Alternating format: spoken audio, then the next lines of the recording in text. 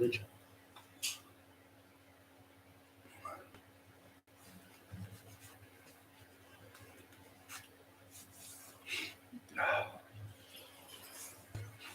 Oh. Yeah, like I said I was going to do. I think I'm going to do it again later on. So I did it about 3 hours ago, 2 hours ago. My eyes have come down from 100% itching and scratchy and watering to about 10%. So they start to ease down. And I took an antihistamine tablet as well, so they come right down. So it's definitely, you get them off their bed mites, you just get them. But some people, they don't affect most people. Or you get them off dust mites or dogs, dander, or you get them off all different things. But you just get a steamer, steam them all. Wash the blankets, wash your bed like every 7 days or something, and steam the blankets steam all your mattress every 7 days or something, or every 10 days should be okay. Or every 10 days, I think about right. But if you suffer for them, yeah, about every 10 days. But some people have to do it every day. Some people have watched. But people who've got 100 times worse of weight, non-stop sneezing all day because of dust mites and stuff, and dander off dogs. It's like dandruff on a dog, but they have that dust. Scrappy used to get used to, you bang that like the settee when they had the cloth one, all the dust would be everywhere, especially when it's sunny, really sunny when you open the curtains, and you can see the dust all over the room. So them old houses years ago in the 70s, we used to have them velvet drill on settees. Can you remember the guys that were like an orangey type one? There was a green one, there was a blue one, there was 3 different colours, and on one side they were all flowers, on the other side there was, I think they were like it was all blue, like all blue, drill on, and you tear it on the back of the settee, was all blue, but then you could turn them over and the cushions round and there'd be flowers. So it'd be like having 2 settees, if you know what I mean. So you change it over, like one for a couple of weeks, you never want just all blue, say, or all green, or all like turquoise, I think it was. Most had blue and green ones, and yeah, I say it was drill on a little bit of around the edges, like piping, like the pizza. That was like around the edges, the green. They were really nice, but they were really bad for people with asthma like me and allergies. So you'd done that both, and but they'd been drill on like a velvet, it would go all over the fucking house of dust. And once you hit it, I'd be sneezing all day long. Fucking horrible. Then we used to get another thing on. I don't know if you remember, we used to get the carpets come out and we needed the nylon. So what you'd do is your carpets would get put down. Someone put the carpet down, and you'd hold the door like that, and you'd go, and you get electrocuted off the door. The door handle would the static was like electricity. So it was like you walk with your socks on. If you had like nylon socks, and you touch the handle of the door, you get electric shock off the door. Proper electric shock, fucking jump out your skin. Can anyone remember them? Edgar Lee? Anyone old enough to remember that? Back, I'm missing. You'll remember one, you Mark. I think he's a few years younger than me. Yeah, I used to get them in the 70s. I used to get your fairly on HP, and you go somewhere like Bins or whatever shop you go in. I used to go and pay like a £5 or £20 a month or something for your settee, and it'd be like say 150 quid for your settee or something. Then you used to get this picture on the wall. Everywhere in this picture on the wall in the 1970s. It was called Tina. She was like a beautiful Hawaiian type looking girl. She was like a gypsy type girl. And then there was another one with a Carmen Miranda. She had the fruit on her head. And everyone had that picture of Tina. That picture of Tina, if you put it up, you'll see it was the most sold picture in the world. Then they had another one where they had the Mona Lisa, but it was like a fake one, obviously. That was another one of the most sold pictures. I think it's the most fucking horriblest picture of Mona Lisa in the world. I think it's the ugliest picture. People say it's his selfies painted, but I don't think it is. Leonardo da Vinci, he was a genius. He had dyslexia. He had problems like that, and he used to think he was a genius because when he would write backwards. So when you put it around like that in the mirror, he did that in the mirror. It was just you could read it normal. So he was reading mirror imaging, and when 400 years ago he used to have dreams and wake up, and he said in my dreams he said I can see these things flying machines to helicopters. He drew them from 4, 5, 6, whatever. I can't remember what it was now, but century 17th, I think, something like that. Might have been further back. Anyway, he had these machines flying, helicopters, and it looked like not spaceships, but like aeroplanes like the Wright brothers, but he'd done them hundreds and hundreds of years before they were even invented. So how would he get that? He must have dreamt them. He must have had the gift of seeing in the future. But he was a genius, proper genius he was. He used to invent things as well. Really, really clever man. The EP Freedom, it's Pat, something happened on the phone. I don't know who you're on about. Are you to me? Or John McKen, you cutting in and out your voice.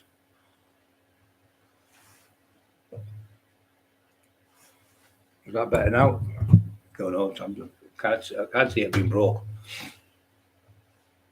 Can you hear me now? Anyone? Freedom?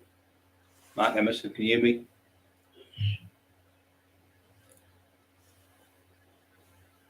Yeah, I can hear me. I'll put the thumbs up. Yeah, if it goes funny, Mark, you just tell me. And then I'll know it's right.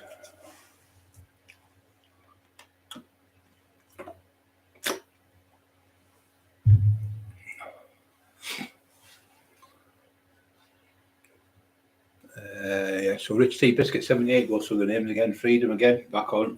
Mark Emerson, great lad. Tell me, laugh out loud, wasn't sure. Wasn't waiting for you to tell me, laugh out loud, wasn't sure. Evening, Monty 16 Valve with a thumbs up. I was watching the some of the old my eyes still water. Still look for the water coming my eyes.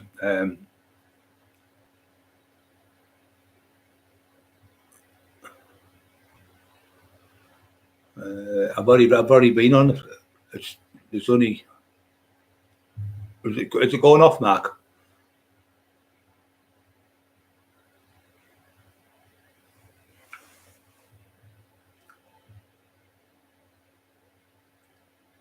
Yeah, my eyes are stinging. Right, let's see. Delete or Edgar.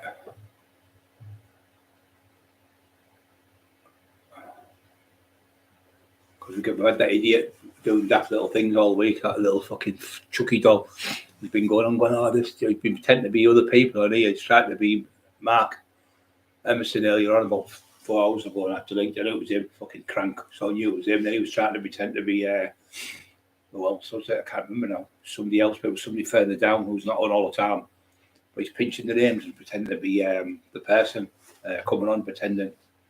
Sounds okay? Yeah, well. Mark's, if it was bad, but Mark would let me know, so it must be okay.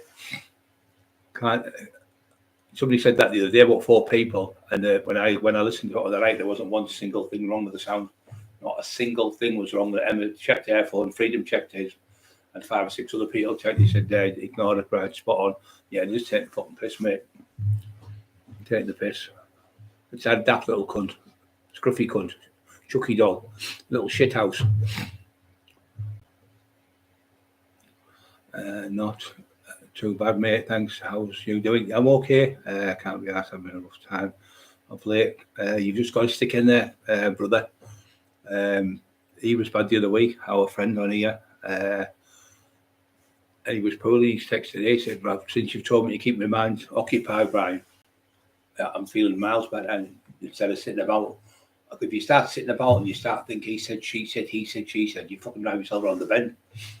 And it makes you go crackers. So if you're doing things, little jobs, even fucking get a jigsaw puzzle, anything to do, stop you getting bored, or you go on the phone all the time, can make you depressed as well, because you keep reading doom and gloom on the fucking phone.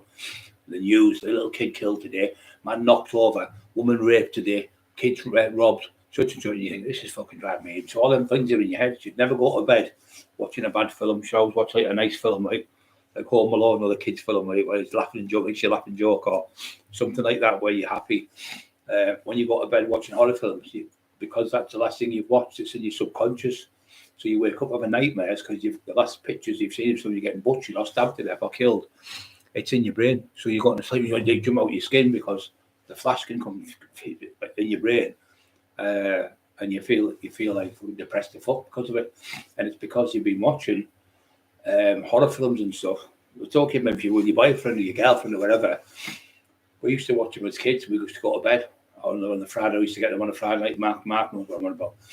And we used to get them on a Friday night and watch them with Frankenstein meets the Mummy and all that. We used to fucking shit ourselves going to bed. So when you're older, you're still scared inside when you're a little kid. You've still got that fear in you. Sometimes it'll manifest itself back. Some people are scared of the dark, but there's nothing wrong with that.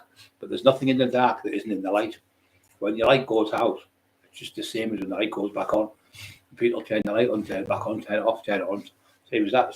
People do things threes. Turn the light, turn it, make sure it's off. Turn it, make sure it's off 3 times, turn it off. Well, it's off the first time. You know why you know it's off? Because the light goes out. So you don't have to do that 3 times. That's just a psychological thing you use. It's OCD, obsessive compulsion disorder. So you've got an OCD where you've got some people do it in like 2, 4, 6, 8, 10, 12, 14, 8, and 20. They make the number, make it into a 20 like a square. So they'll go 2, 4, 6, 8, 10, 12, 14, 16, 18, 20. You have to make it come to 20. Then other people will do 3 steps. 1, 2, 3, 1, 2, 3. Or people will go up the steps. 1, 2, 3 steps up, 1 down. 1, 2, 3 steps up, 1 down. I've seen them do it. I've seen loads of people do it. And I've seen them do it in jail. Walk on cracks and pavements and things. That's all just superstition shit. It's all made up. All these things that they tell you, they're all been manifested since fucking hundreds and hundreds of years ago. Some 1,000-year-old. And they give some of the things they tell you, the mums and dad, to scare you, to go to bed and get to sleep. The bogeyman's going to get you. Things like that to scare you. Your mum and dad and the teachers at school. You don't get this spelling right, you're going to get the cane. Fucking hell, what pressure is that under? If you don't fucking get over there, then I'm going to shoot you. If you don't get this sound sorted out, I'm going to fucking shoot you.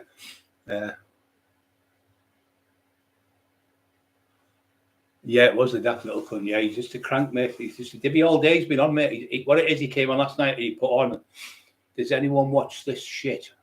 He put on a comment. I went, well, you fucking never off my channel. I said, you're on it every single day.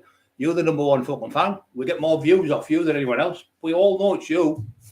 Fucking Boyle. We all know it's you, crank, when you start putting stupid things on, because no one else in the world calls us or does anything bad.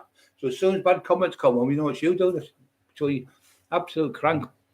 It's Nick Ross didn't have nightmares. Do sleep well. Darren, it's Nick Ross. Don't have nightmares. Yeah, we're good. You'll be one of the good ones then. You don't have nightmares. You do sleep well, yeah. But the thing is, with nightmares, it's all it is a nightmare. If you've watched something, like I said, and it's manifested something, or you've read about somebody that appeared to be murdered, so then you can be in that. You can go into that dream sometimes. I can go to sleep, right? I can go to sleep and fall asleep, and I'm in a dream where it's great. I'll wake up and go to the toilet, and I can go back to bed and go back into the dream. Not every single time I can do it, but about, I'd say maybe 3 times out of 10 I do it. I can go back to the dream and dream what I'm dreaming about. Fucking marvellous them ones when you like that. Fucking everything's perfect in the dream. Brilliant. Then you get the nightmare ones, don't you? So it depends, like you say, if you've been watching stuff. I tell you what people get it as well as. People get it like when they're playing, like say, footballers for the FA Cup final, boxers when they're going for the title, they get the stress, so they start having terror dreams. Now, terror dreams are a horrible, horrible thing. Terror dreams. Hey! Terror dreams are like where you see you hit like a witch or a vampire or an alien or something. So your most frightening thing, you have a terror dream, you wake up in the middle of the night and you'll see it on top of you, but you manifest it. But what it is, people have had these where they've been took away and raped and they haven't been anywhere. It's so convincing because your brain is really having it. So it's a terror dream, but in the dream, you're getting murdered. You wake up and you really think you look for stab wounds and things like that on you. But the terror dreams are that bad. So what happens is with them type of people, you've seen people where they've been kidnapped by aliens, they say, but they haven't. They've actually had a terror dream, and everything they're seeing is so vivid and so real. When they go on the lie detector, they're telling the truth because what they're seeing is 100% truth, but it's all in their own brain. They see it in their own brain, so they're seeing it.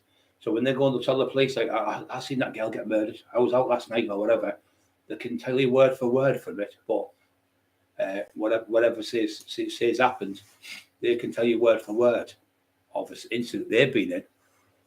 But obviously when it's a terror dream, you really think it's real. So a lot of it is mainly something, say you're frightened of witches. So a witch will be sat in your chest, but you can't breathe. You can't get them off you. You can't get your breath. Like, you have a panic attack type of thing, and you can't get them off you. So that's the paranoia and the fear. You've got to think it's not real, it's not real, it's not real. You've got to keep saying it's not real, and you have to get out of your head. The only thing you can do sometimes, and I used to have them really bad years ago, about 28, 30 years ago, maybe it was when I was involved in all the fucking alleged fucking crimes I was up to. And I would wake up and I couldn't move. I was paralysed on the bed. I never seen an alien, never seen a monster, nothing. I just couldn't wake up. But in the dream, I was asleep. And it was like a bad dream. But the only spell you can do is move your little pinky, your little finger, and it breaks the spell. It's fucking unbelievable. If you start looking at them, it's amazing. If I was getting them really bad all the time before, and I think it was because of the crack I was taking, the drugs, and then taking downers, then your body's going high as a kite and coming down. So your mind's all over the fucking place. So I'd be laid there going, and sometimes I'd be in my sleep shouting, screaming in my sleep. And Bobby'd wake up, you're dreaming. I'd wake up about 4 or 5 in the morning, wake me up. You're screaming in your sleep. You'll try to tell you, wake, get up, screaming to yourself. But you're actually screaming out loud, but you're asleep. It's fucking mad. They are scary, terror dreams. But that's what happens. A lot of people think they've been taken away by aliens. They haven't been anywhere. And that's why they think they're going out the window and all that stuff. The aliens would pull them out with a tractor beam and take them away. But really, it's all in their own head. But when they wake up and they're talking to the police or whatever, they tell them, the police, so everything she's saying, everything he's saying, he's telling the truth. His things not going up and down, his blood pressure, his heart rate staying the same. So he's telling us the truth here. But obviously, hey!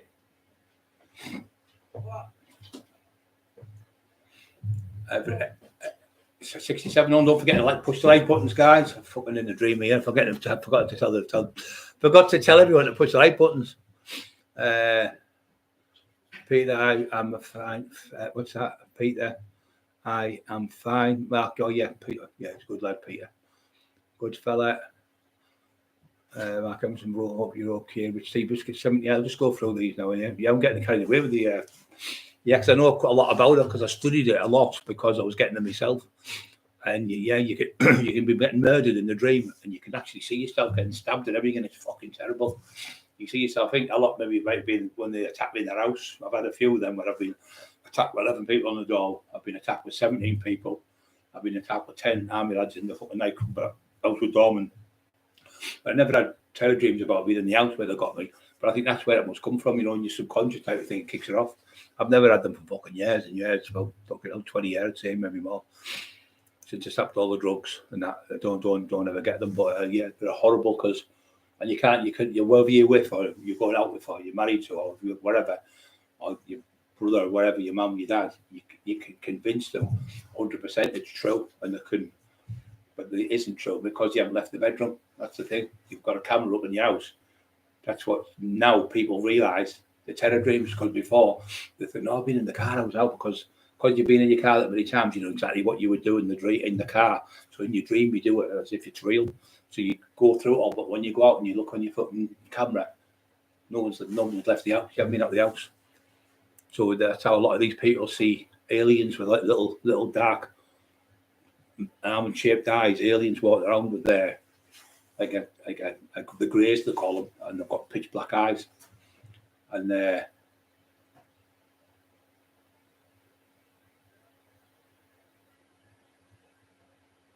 can't be asked. Got loads going on, and I've been since October last year. Yeah, you just got to keep fighting it, mate. You can't. We all go through depression. We all get it, mate. But you've just got to steady it. You've got to keep going. It's like a ship in a storm.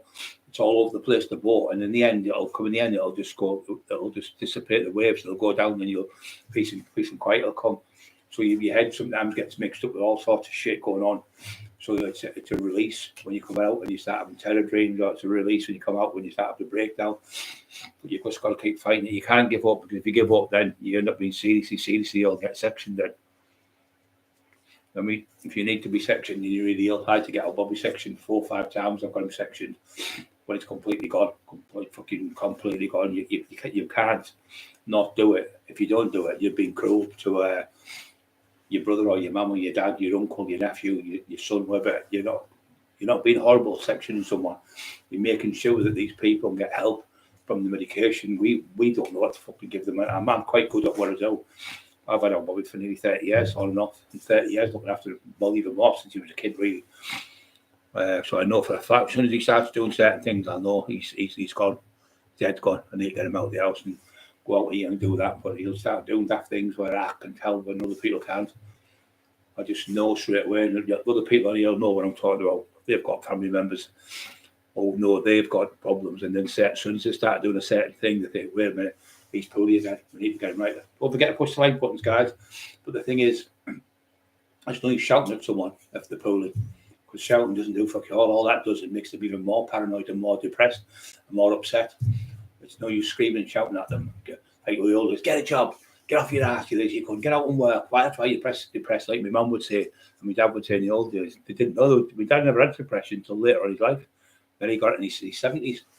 He's got it in his late 70s. So all his life he worked, see, and he thought, there's no such thing as depression, because it was old school. Like, he had 5 sisters and 5 brothers, I think it was. I think it was 11 in the family.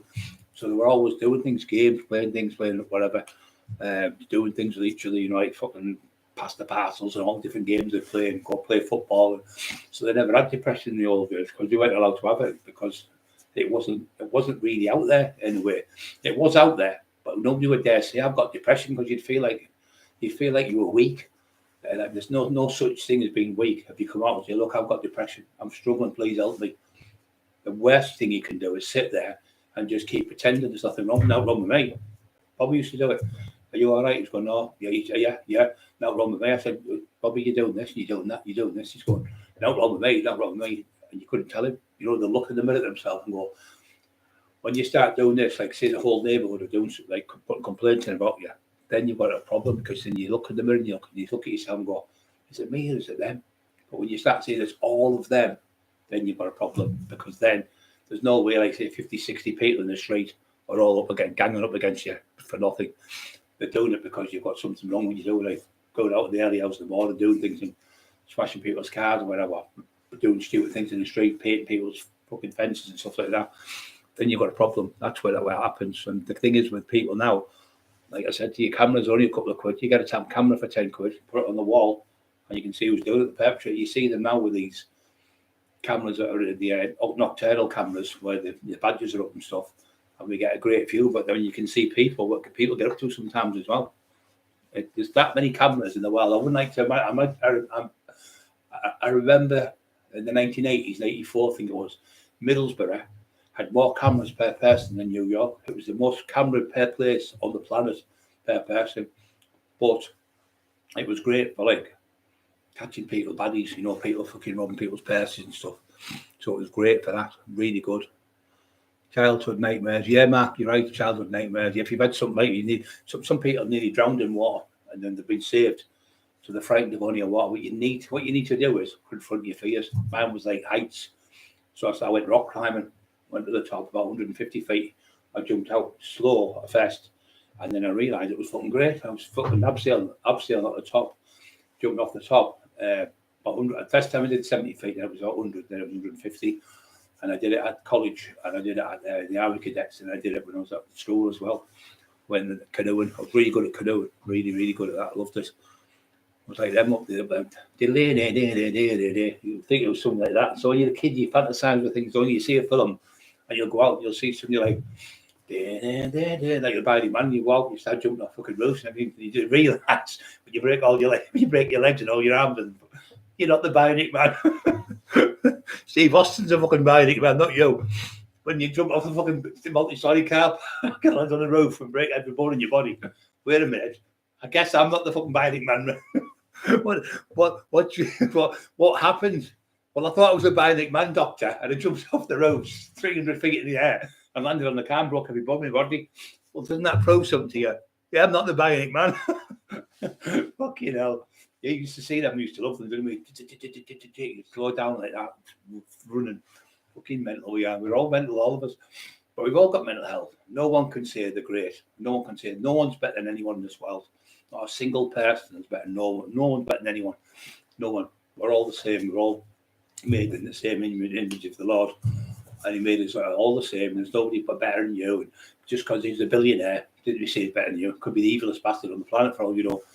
So you get people, like I said that when he said arms for the poor, and somebody put something like 2 pence in, and then the other one put £1 million, and he said oh, thank you for the 2 pence, thank you. And the millionaire went, how come you're praising him more than me and I give you £1 million? You've still got £25 million in the bank. He's got nothing. He gave his last 2 pence. I love that story. So that was what God was saying. So Jesus walked into the synagogues and places there, and it was all corruption, it was all money. And the tax man was Matthew. He used to kill people, he used to murder people in the Colosseum, chop them up and everything. He killed them. And he said, oh, you won't be able to forgive me, I'm the tax man. So he said, I can. And he forgave them anyway. Matthew was a good man. Helped a lot of people in the end, but Jesus had a good way of speaking to people. That night when the garden, Gethsemane, when he was in that garden, he already knew what was going to happen to him. We would run and look, fuck who you are. If you knew somebody was going to get, like the police are going to get you, they're going to shoot you, sit for 10 times or crucify you on a cross, you wouldn't stand there, go to the one who's giving you wouldn't give the one a cuddle, say thanks, Judas. Because how they knew it was Judas, because when the fucking Chinese bill came round, he said, well, who's going to pay for this? He said, well, Judas has come into some money. 50, I think it was 50 sovereigns, was it? 50 pieces of silver, I think it was. But he went and hanged himself after that. He hanged himself for the guilt. Yeah, that was the last supper when he was having his meal. I think that's been painted by him and all. Leonardo da Vinci, I think the last supper was painted. But yeah, no one's better than anyone in this world. We all come into this world with nothing, and we all go out of this world with nothing. So no matter how much you make, no matter how much you can have 10 bedrooms, you can only sleep in one. You can have 20 cars, you can only drive one. You can have 40 computers, you can only go on one. You can have, fucking 30 fucking beds, you can only sleep in one. You have 20 tellies, you can only watch one. So it's not all about shiny objects, you call it. With Christians, we call it shiny objects. You'd be dazzled by shiny objects by the devil. And the devil's the father of lies. He's the biggest liar. When you've got paranoia, you hear these voices saying, kill yourself, do yourself in, do this, do that. That's the devil. The devil wants you to be ill, wants you to be paranoid, and wants you not to go to the doctor, and wants you not to take medication. The Lord Jesus Christ loves you. Even if you don't believe in him, he believes in you. Even if you don't love him, he loves you. And no matter how bad a sinner you are, when I went to the first church to go with Emma, it was in Newcastle. It was an old, massive church. It was about 400, 500, 600 year old. And it was like demonic when I went, because all the cooked tins of coke was on the floor. It was blowing like a gale. And pieces of wood, it was like one of them old horror films where you see like the demons and that. I've never seen demons, but it was like the area was gothic. A gothic area in Newcastle. And I thought, fucking hell, if I go in this church, it's like the Tony Grange who took me in, who was a church leader, great lad, great boxer as well. He went, I said, this church is going to come down. It's going to come down to me if I go in, Tony. He just started laughing that off. So I walked in next minute. Oh, he's the tax man from Middlesbrough. Oh, he's the tax. All these people knew me. They were coming over shit, man, and cuddling me and saying, brilliant coming in, brother, brilliant. And it looked like lasses with sisters and that. And everyone was just clapping and dancing and jumping about and all. It was fun, great. The ease when you went in, totally different what you think. It was a bit like going to jail for the first time. You think, oh, what's this going to be like? It's not like you've got fear. It's the anticipation you haven't had before. So you think, what's going to fucking start with me? And fucking knock the first one clean out. Or you go through all that shit because you've never been. It's the unknown, you see. So once you get in the jail and you start amalgamating with people, you get friends in there, you're okay. Jails, not as bad as what people think it is. You can have easy jail, you can have hard jail. You can just go with the schools. Well, okay, boss, thanks very much. You've got to remember, you're not going to beat them. They're the biggest gang in the world. You start fucking about, you could be 3 times the size of me, 3 times the fighter I am. You're still going to get beat because they'll just come in and boof. CS gas you and like actle you. You're the cabbage, so you might as well get on with them. Go, okay, boss, no problem. I know you think you're fucking divvy him. Cheers, mate. Hiya, boss. He's smiling like that to them, and it makes them more annoyed. I was in the lad called Easty, and he was the fittest fuck I ever met in my life. He was like an Olympic decathlon, decathlon. He was great at everything he did, and he was in me. He was a great lad, and he used to hate the screws, but he used to say, we need to search you, and okay then, took his top off, and he pulled his trousers on, pulled his ass cheeks apart. Have a look up there. It's fuck all up there. Get up there. He'd do that to them. He was from not suburb Cumberland. What was it called? Morecambe Bay. He was from. And he was fucking class to be in jail with. He was never fucking miserable. You know, you feel down. I was like that some days. How are you, big fella? What's the matter with you, man? Fucking hell, the sun's out. We've got this. We've got the gym. We've got this. We've got the food now. We've got this going. We've got that going. He just keep you high as a kite. He was fucking brilliant. Never took drugs. He was just high on life. So he was fucking brilliant. He beat me on everything. At pool, football. I used to say, if you score, I'm going to fucking knock you out. So I used to go and go. And he'd score all the time. He was fucking great. But he was a sport bully. He was great at everything he done. No rugby, everything he done. He was one of the fittest people I ever come across in my life. He was great lad. There was a championship. There was where you had to run. I was fucking shit at it. You had to go beep, beep. I never could get to pass whatever it was because I was too big. I was 20 fucking odd stone. And the screw said to me, the gym screw said, "You're 20 odd stone. These are only 11, 12 stone. That's why they're getting further on the bleak tests." He said, "If you drop 3 or 4 stone, 5 stone, you get there as well." He said, "You're fitter than these per pound for pound because they're fucking only 8, 9 stone. Some of them. That's why they're fitter than you. Well, body weight wise, you're fitter than them. You just got to get in with the jail once you've got jail." And, he's going, "Oh, he set me up the cops and he said this and she done that. And if he'd ever done that, if I went out there, if I went over the roof, if I went around the corner, if I'd have seen my dad, if I'd have met my mum, if I'd have done that." No, scratch all that. You're in jail. Whoever's watching from jail, you're in jail. Just get on with your jail. Honestly, God, get on with your jail. Get into the gym. It's the best. Be a gym rat. Get into the gym. Do your press-ups and sit-ups in your pad, and that stops you from feeling depressed when you're in there. You're getting into the gym. Have 2 mates, got 3 kids. Like I said, every day. No one's better than anyone, brother. No, not a fucking soul better than anyone. No one in this world. Jesus said that. No one's better than anyone else. We're all, in the eyes of the Lord Jesus Christ, he made us all the same as him. And that's why we're all humans are the same. We all have tears. We all cry. They'll see a film about a little Bambi. It'll be like fucking size of Mark Emerson. And be crying fucking eyes out with the kids. "Oh, Bambi's been killed." That's what you like because they've got big hearts. People think just because people are big and they can fight and they're fucking hard as nails, they don't cry. Of course you cry. Of course you've got a heart. And it's the ones who've got hearts that are usually the best fighters because they'll fight to the fucking death to save someone. I inherited this premonition thing from mother. What has he said? Inherited it, yeah. Yeah, you know it is.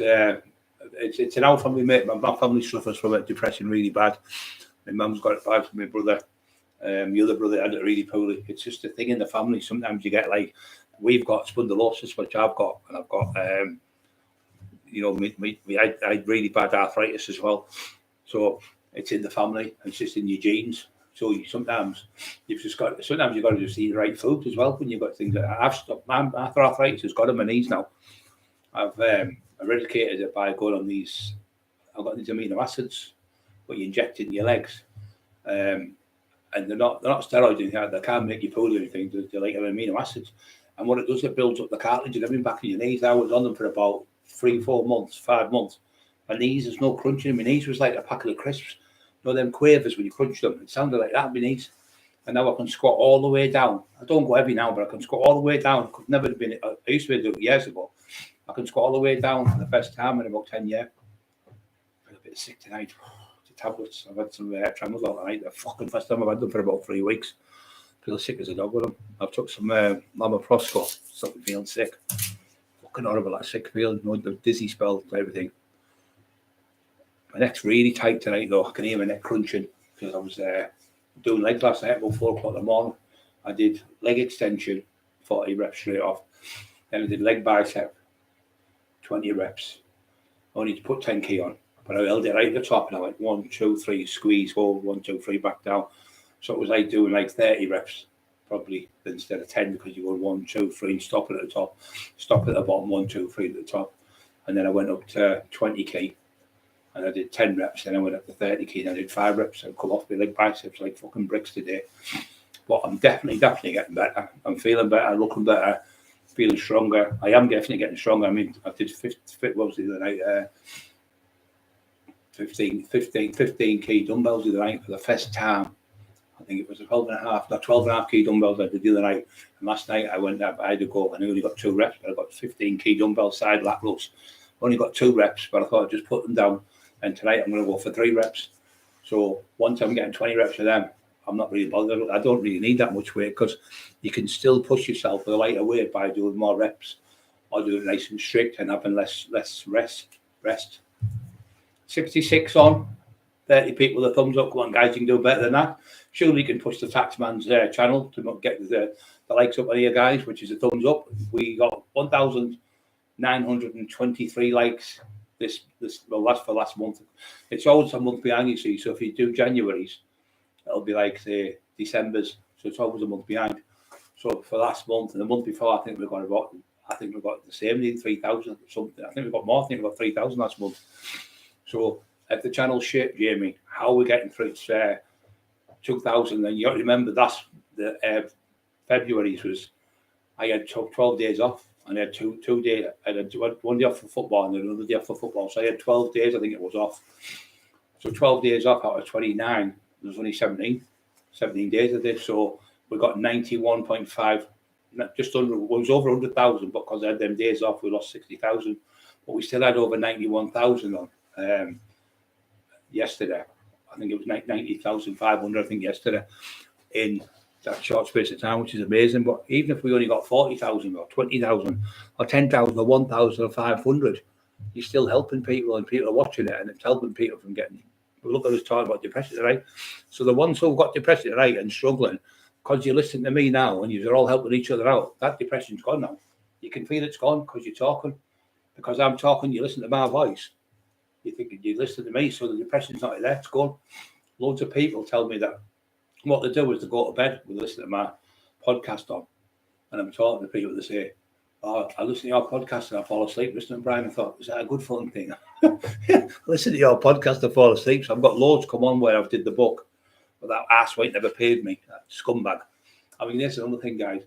Why would Teddy Dicko, Marty Joseph Turner, Gary Fairby, Sean Atwood, Neil Jackson, myself, what else was that? We think. I can't think of this now. There was loads. Oh yeah, Richie Horsley, Mick Sorby, 2 books. Why have all them come on and said the same? They haven't been paid. He's done a fucking run out of the town. He'd out the way. The company he had, War Cry Pubs, War Cry Press, were fake companies when we went to court, and that's why the judge said you can't sue them today. So they shut the companies down. We got the books back, but we never got paid. We still haven't been paid to this day. And they sold thousands and thousands of books all over the country, all over America, Australia, because people from America were sort of one of the mafia lads. He said, "Oh, your book was doing really well over here." He said, "Oh, I feel sick today, really sick. I've had a Ramatrosco as well, usually works. Fucking hell, what's wrong with me? It could be there doing the heavy weight last night. You know, found how much 15 keen each, it's like 30 keen. It's fucking a lot for me. Obviously, with the, I think that's what's made me a bit sickly on my neck. It's got my balances a bit off. I can't be asked, but I hate the press. The press borough, but it looks like there will be next step. Like I said, this has been going on since October. We had Christmas. It's horrible. You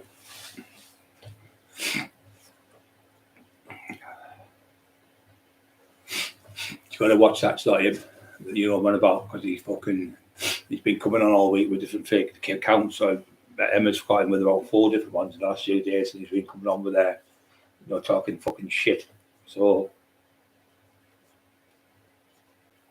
yeah, he is finished, mate. Nobody gives a fuck about him, mate. So you two do what you two do means I don't end, but accept it to be sorted sooner, or councils, sooner councils have transit houses.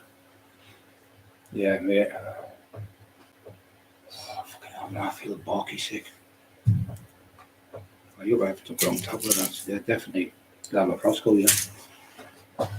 Well, it might be because I've had them tramadol. It's the first time I've had them for a while. I've been taking them other ones called naproxen, but they just make you don't cabbage you. You feel a bit depressed the next day when you get up. You're like fucking grumpy. But I thought I'd change it tonight, so I took 2 there, but an hour before one, and I feel like there'll be something going on. It's a cement mix, and you would have thrown up, like you've had food poison or something.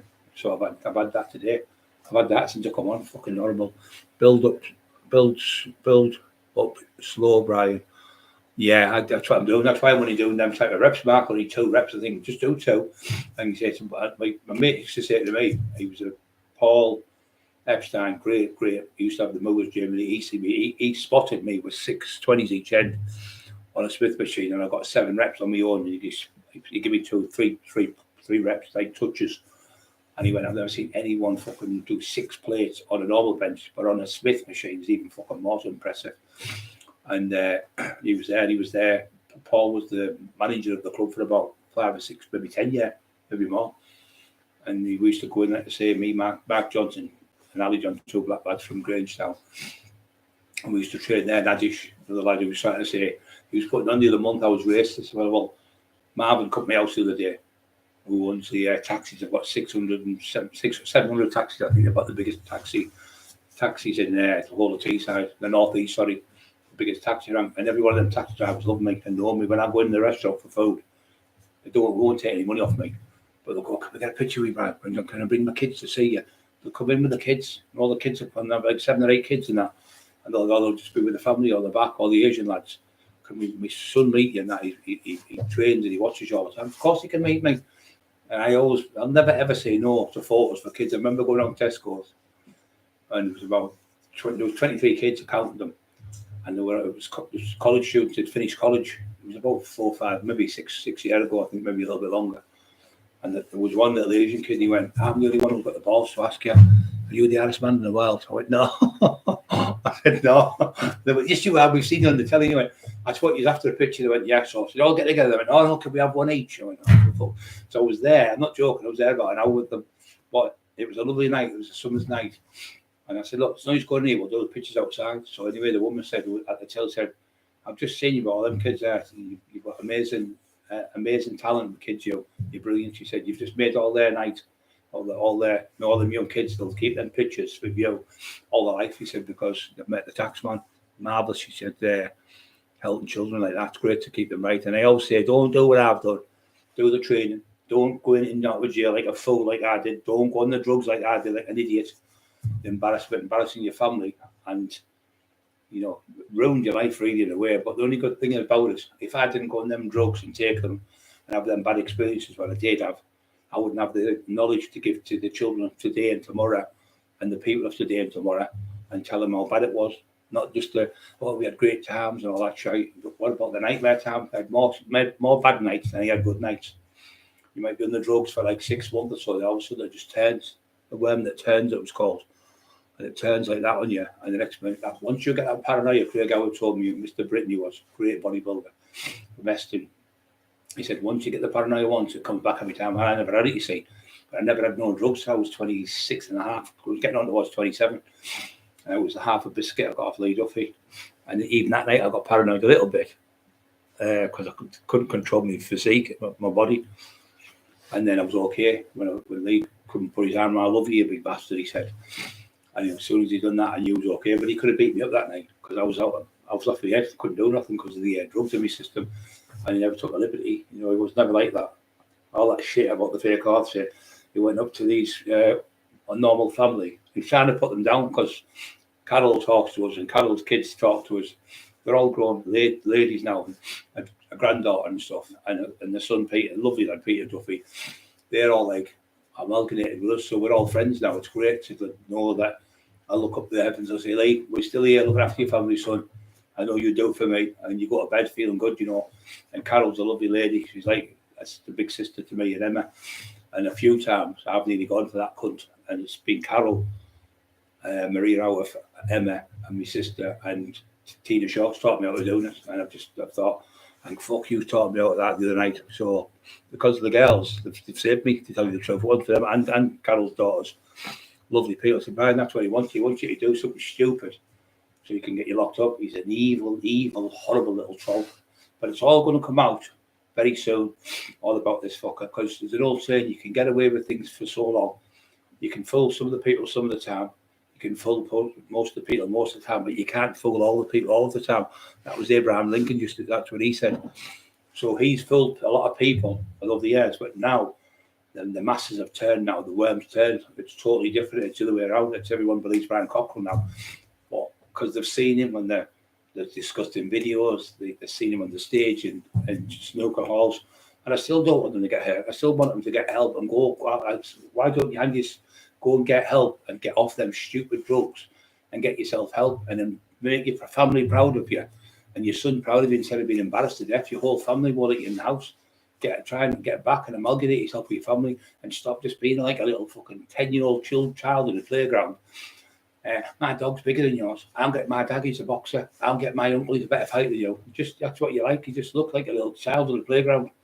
And people are sick to death of you, but they're hearing your stupid name.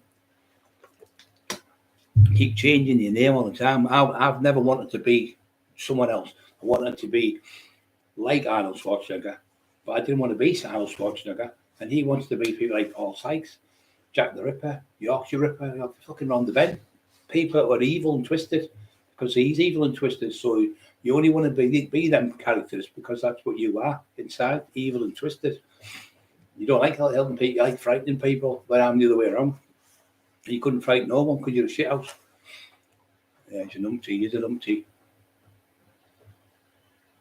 Mark, are you all right, mate? I trust Mark with my life, 100%, a million percent. As soon as I said him, and I said, as soon as I seen him, the freedom's the same. Wayne Corrado, are you okay, son? You have to come and see us, Wayne. Got any time this week, next week, whatever you want. So, like you said, we won't say it on here. I'll just meet you at Tesco's or something. You're coming, and I'll come round there, meet you, and you can follow me around the house. You know what I mean? But we'll have a good couple of hours together, mate, and get a few pictures and that. I'll show you how to keep yourself right, and I'll give you loads of little tips on little tips where you're feeling bad. Make me go loops. Yeah, the fucking that. You know what? I feel like I'm fucking like floating a little bit. But I think it's because I haven't had them for ages. But and I've also had a fucking antihistamine. Them antihistamine make you. Years and years ago, people used to take them antihistamine, and guess what for? You know when I was eating 10,000 calories and you struggle, you'd eat one of them and it makes you eat more food. So a lot of people would eat them, but the thing is, you fall fucking asleep in the gym. Them antihistamine tablets, and they make you give you more hunger in you. Well, what I do now is I do a lot with the protein drinks, just drink them, where instead of making them, it fucking takes ages. You have to watch all the bowl and all the mess. You probably take an hour out of your day having to stop making protein drinks. I just have them ones at Tesco. They're about 150. You get 25 grams of protein, so many grams of carbohydrates. It saves you fucking a pound. It's not bad. I mean, I wake up 2 or 3 times in the night and have like a 25 carbohydrate one for the middle of the night when you're asleep, for your growth hormone comes out just to help you repair your muscle tissue. See, most people, 99% of people get the training right, but they get the food wrong. They fuck it up, and that's why they're not as big. And I was doing the same thing, not eating that amount of food. If you had a massive car and you had like a 5 litre car and you put a tenner in it, you wouldn't even start the engine up. You'd probably break down on the fucking as soon as you come off your path. So if you had a lorry like Mark's, you put a fucking 100 pounds in it, you probably drive fucking 10 feet down the road, it'll probably conk out. And that's the difference. So you've got the bigger you are, the more food you need. The bigger the lorry is, the bigger the car is, the bigger the motorbike is, the more fuel you need in it to make it work. You can't just you'll get people, my mate, great kid, he trained hard as hell, then you go and have a burger like McDonald's. I'll just have 2 McDonald's. I mean, there's fucking nothing in them, there's shit. Nothing in them. I remember Flatty, he was fucking funny. He used to eat for fun. He could have ate the man. Well, man, we used to eat the food. What was it called? Man versus food. Flatty would have ate him and the fucking burger. And anyway, he went with little Brian Bensley. They went to McDonald's. And he said, I've just been in there. I'm fucking gutted. I said, why? He said, I've just had 27 burgers. I said, 27 burgers? He went, yeah, I'm fucking gutted. He said, I said, how come you had 27 burgers? He went, oh, because I ran out of money. No, serious as fuck with me. He went, I only had 27 because I ran out of money. I couldn't fucking believe it. And we went before me and little Brian got 17-piece bucket. I think you get 6 chicken with it, two corn the cobs, and I think you get 2 beans or something. So he said, "Oh, we're just going to go inside because I know that he owns it." Steve Coogan, multi-millionaire. He was from a place called Sliced Tomatoes in Redcar, how he first started in Station Road. So I'm in there talking to him for about 20 minutes. We come out, we come to the back, and there was three pieces of chicken left. And he looked at me, Brian, I looked at him. Yeah. So I got 1 chicken, and then Brian got the other chicken, and then Big Brian said, "Do you want that, like?" He'd had all the chicken, about 14 pieces of fucking chicken or something like that. So I think he had 15 pieces of chicken in the end. Then I got another one before where I bought 2 big corn cobs or something, bread. I said, "Brian, cut that up." So my mum was here, my dad and the family members. So I had 16 pieces of fried chicken. Really nice it was. And I said, "I'll just get a bit of chicken there, Brian." I come back out, he'd had fucking 8 pieces of it already in about 15 minutes. Oh, I've never seen anyone fucking eat like him in my life. He went to me. If I was in Japan, I'd be a hero because you can eat what you want. If you eat big over there, like the sumo wrestlers, they're like fucking legends. I said, "Yeah, but you're not in Japan. You're in England with barbecue." He's fucking sat at this table. Fucking hell! If I would more food than anyone I've ever known. Went to the Chinese one night. So I said to the woman I used to know from Darlington, back lane as you go to Darlington, and I said, "You all right?" She went, "No, yeah."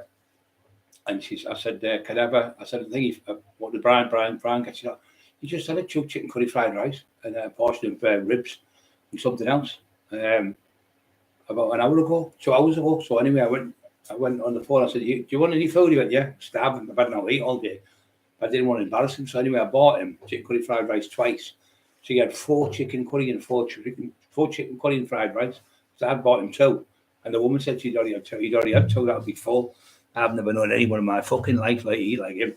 So in where the travellers used to go, there was one of the Charlie's, a great lad, Charlie's bar. He had a kitchen in there. It's called a kitchen there, like a greasy spoon type place, but it wasn't greasy. It was nice. So you went in. There was all type big guy. All right. A lot of people used to go in from the car business, like car mechanics and stuff, and like people who sold cars. So they go in and you get like so much breakfast. So they made a breakfast: 6 burgers, 6 bacon, 6 sausages, a tin of beans, a tin of tomatoes, 6 slices of bread, and I think it was what the fuck else was it? Or 6 hash browns. So I went and I used to have 2 of each, like things like that. So Brian went, it was on the what? If you can eat this, you get your breakfast for free. He ate the fucking lot. I was embarrassed. He ate the lot, and he went to the woman, cleaned his suit. He was absolutely spotless, immaculate. He ate the lot, and he went to her. "Joseph, can you do me a favour there?" "All right there, love." His voice was like that. He went, "Joe's a favour, love." He said, "Joe's like toasted tea cake." And in fact, give us a couple of toasted tea cakes. Can you put butter and jam on them? I was fucking bad laughing with me. Me and his son, little Brian, looked at each other and went, "Fucking hell." I said, "I'm going to phone that food versus man. I'm going to phone him in America and get you over there because you fucking break the world record." Oh, he was funny, but yeah, he was fucking hilarious. You'd phone him up, and I'd be like out in a naughty situation. I'd be like to Bradford or Manchester or wherever. Phone Brian, I'm on my way now. Pick it up like on their dirt track so you don't get seen fields on the run. Something loveliest man you could ever meet he was, and strong as a bull he was. I mean, in them videos, he's like 44-year-old there, so he was getting at the end of his days, strength, but.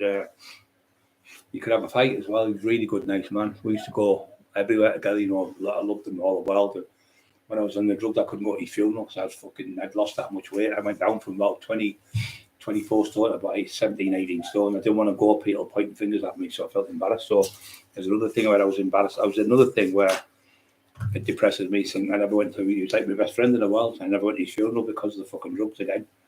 But I knew he knew when I was around. I always used to go and see him on the doors, and every time I went, he'd say, "Oh, fucking, it's great with you, Chris. No one there. Fucking no one's still running. No one there causes trouble in the club." He said to Bobby, he said, "Oh, fuck, look at all these big tough travellers from Darlington. They've all shit themselves and went out the back." And I'm going, "Hey, what's going on? You better be looking after them." "What, Big Bri, how are you doing?" And I'll be jumping on me, fucking cuddling, Never, ever had problem with anyone. Never had people want to fight me for, like, because I was a bully. Never had somebody at my door. Never had a thing at my door in my life. Nothing, only that daft little cunt. And that's the only thing I've ever had done at my house. One thing. What could that? Dirocodyne, I don't know what that is. Now, to get off them, I've never heard of them, mate. I've never fucking heard of them. Sounds like a fucking something. Sounds like a snappy from crocodile. Dirocodyne, I've never heard of them. I know he's on that other stuff, Subutex. That's what he takes every day, that fucking little divvy cunt. The absolute divvy he is. And every time we offered someone out, like Steve Mack chased him, he shouted to Steve Mack through the village. I never said no, I never said no. It wasn't me with Brian, it wasn't me, screaming through the village when allegedly Steve Mack chased him. And he fucking, he ran off, went straight to the police.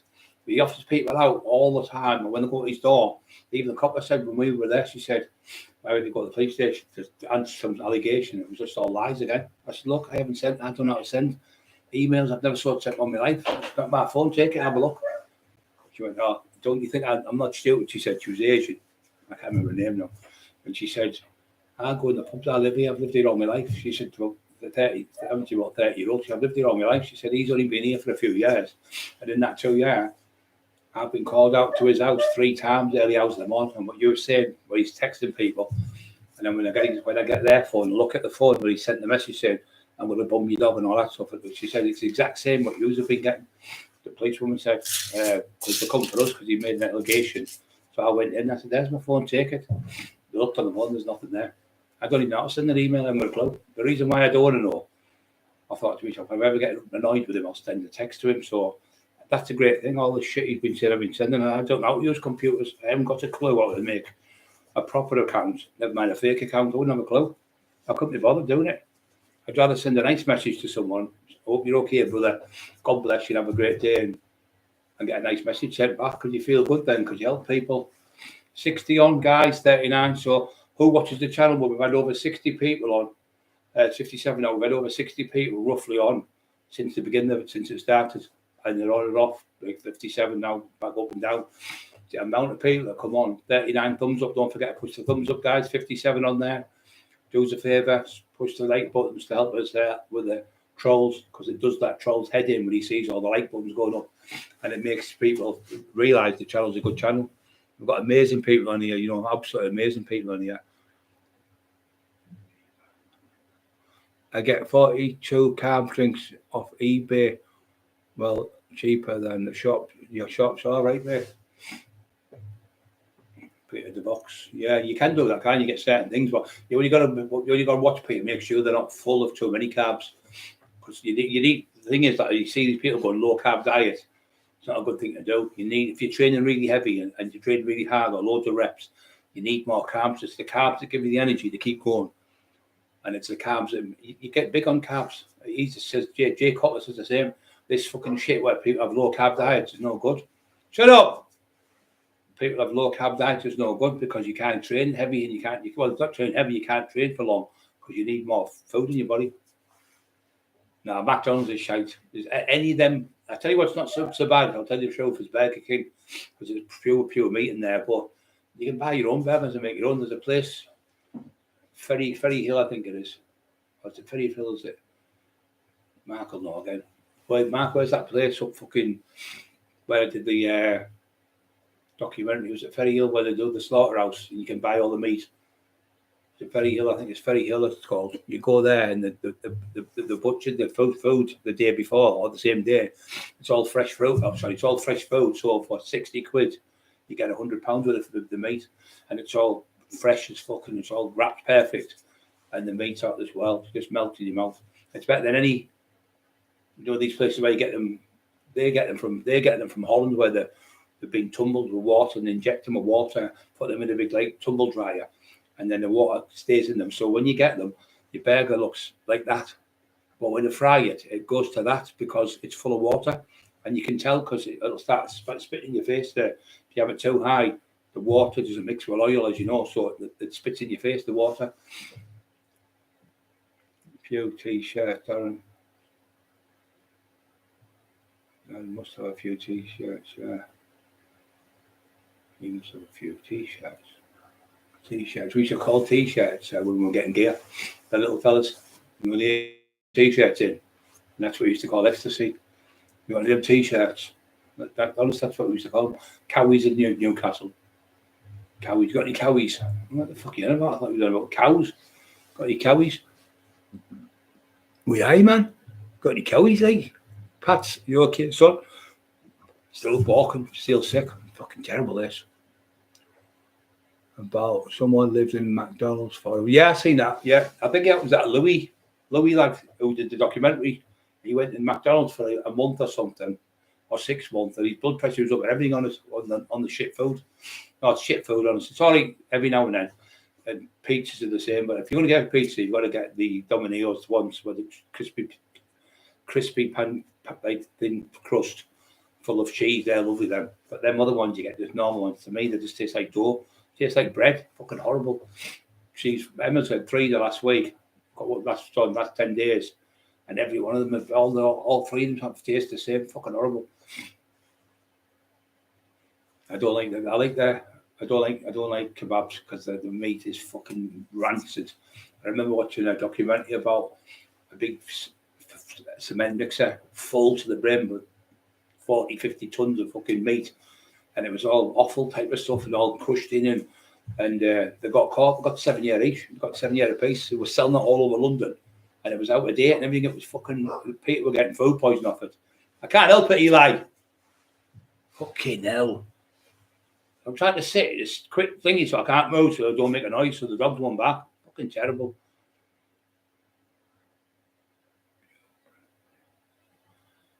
I've been on buprenorphine. I don't know what they are. I'm a ibuprofen, you mean?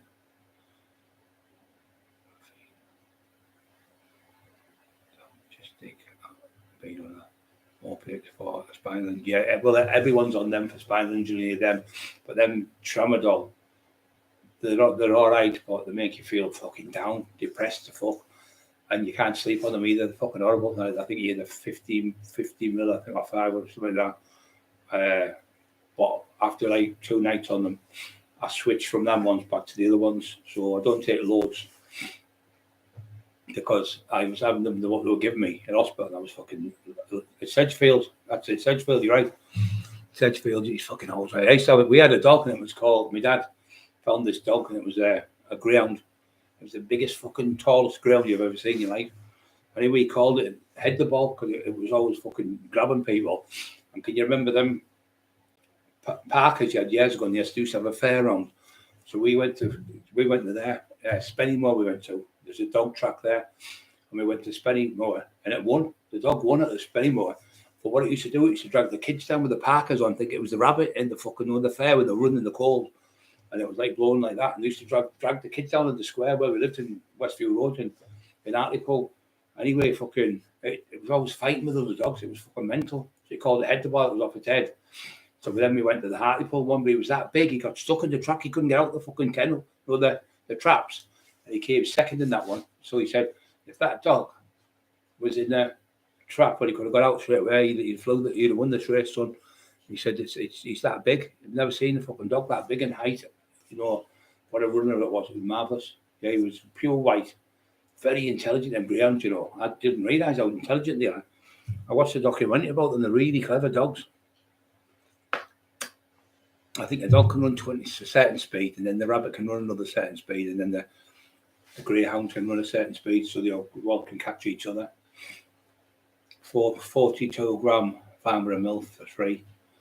I don't know what they are, mate. You shouldn't be taking other people's stuff on these things, because you end up getting yourself in trouble. You end up fucking, if somebody takes somebody else's meds and swaps them over and buys them like that, and they die, you end up getting fucking done for fucking manslaughter. Even giving somebody a prescription, you get jail for that, you know. Somebody says, oh, you get a bad medication. If you get caught in the house and there's somebody's medications at the house and it's in the bottle, the person's died, you will go to jail for it because you fucking give them the meds. What for you? Only for you. They're not for you, they're not for the other person. So you can't give people your meds because they were diagnosed for the certain person by the doctor. Yeah.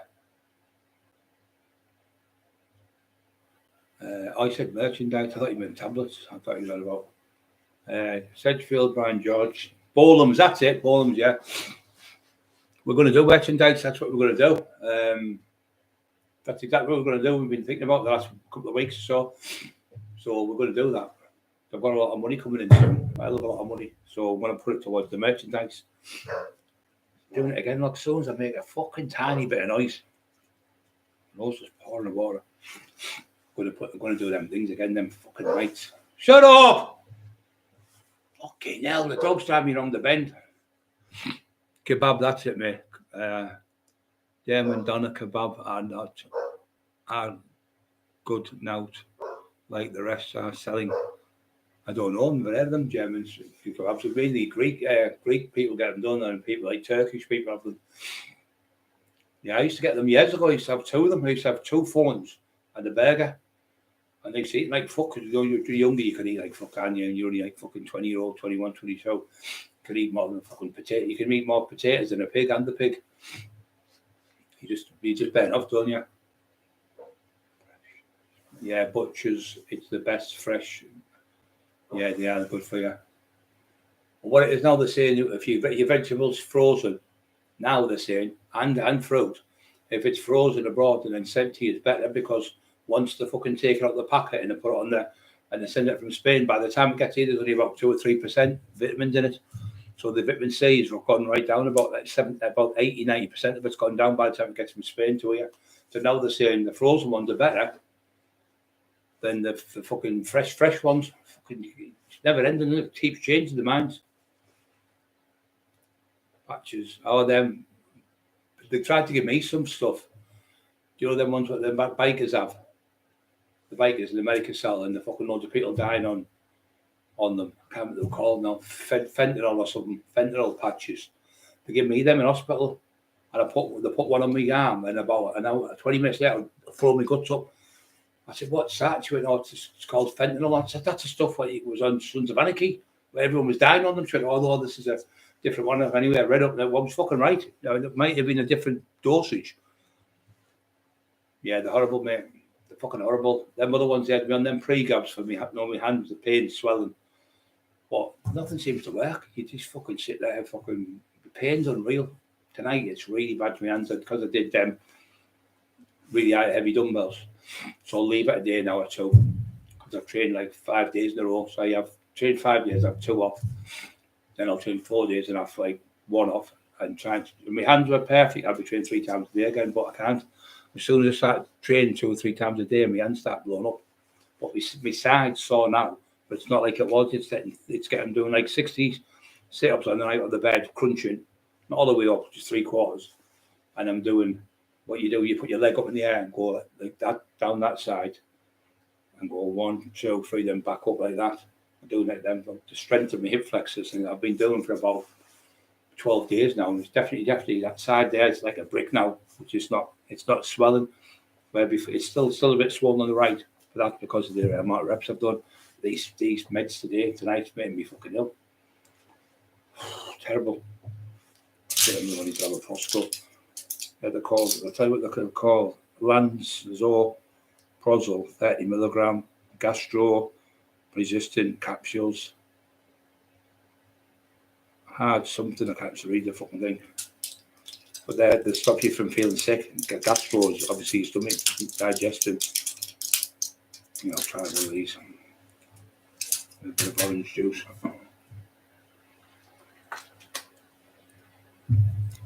And you can't keep taking them, because when I was taking them paracetamols, I took the paracetamols and the Nurofen together.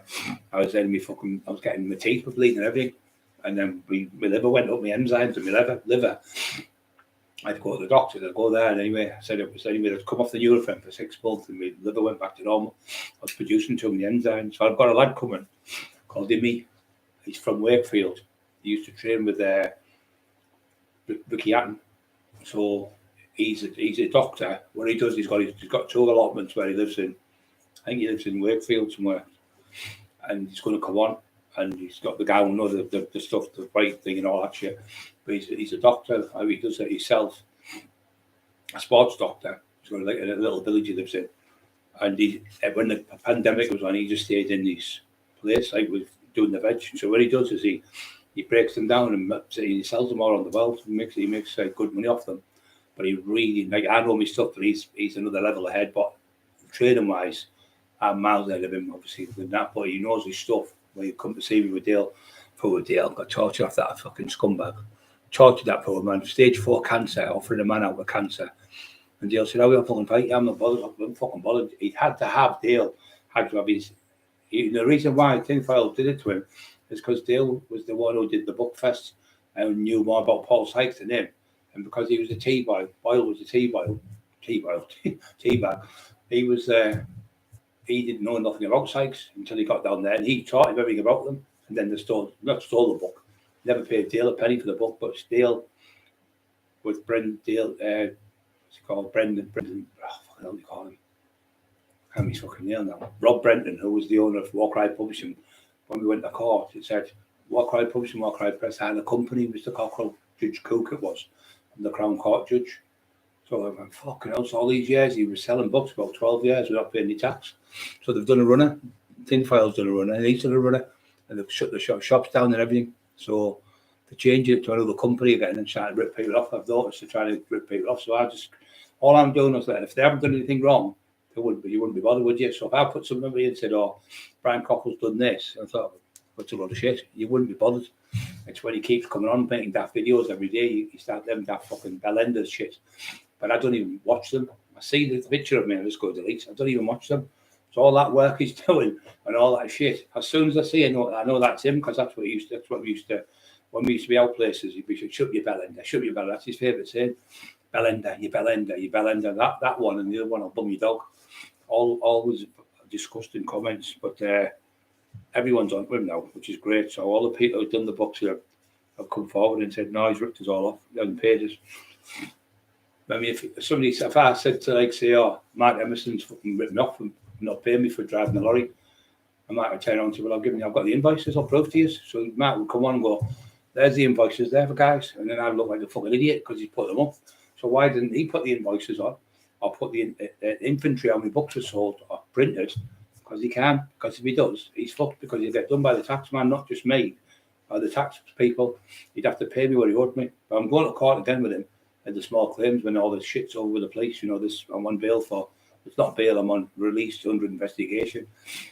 I think it's going to be sorted very soon. I've got a feeling. Rock, are you okay, son? I always worry about Rock. I always worry about him. He's a lovely lad as well. I always worry about Rock. I've just got that thing in my head. Some days I know he's down, and other days I know he's sound. I've just got that. You have that feel about certain. That Mark's the same. I've got an affinity with him somehow. I've always got like that thing where I know he's fed up, or I know something's not right. You can set people you get it with. Peter's sound.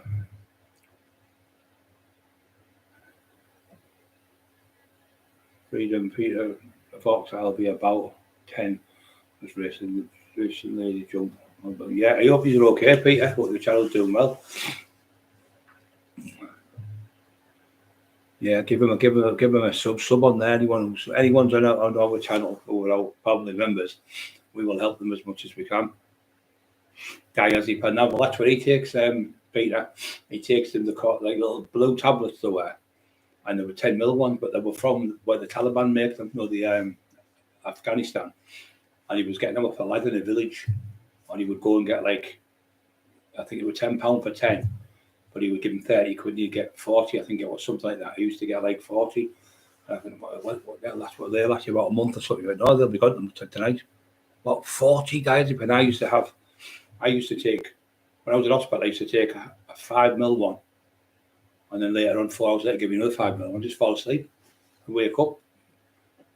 But they made you feel a bit shitty then. Well, they made you feel like you're floating. I don't, them pre-gab things. I had them years ago when I was really, really bad. When I had my neck had that spindle, they thought it was spondylus, but it wasn't. It was obviously the nerves all trapped. And I got off the doctor, and I was on them. I was on about 8 a day. Anyway, I thought, I can't go on these no more. They make me feel sick. And I was dizzy as fuck, and I was driving. I thought, I'm going to crash the fucking car again. Anyway, I thought, I'm not going to take a chance driving no more. Fuck that. So I stopped taking them. And about 2 weeks later, about a week later, I was shaking like a leaf. And my mate, I think it was Sneefy, who was on here. He said, "Well, it is, brother. They're opiates." And I went, "You're fucking joking me." But no, that's why you're shaking. It's called cold turkey. So I had to come off them, and he said, "Don't come all them up." I said, "What?" He said to me, "Steve," he said, "Have you come off them?" I said, "Yeah." He said, "Pre-gab." He said, "I think they were 300 mil, I think, or 600 mil."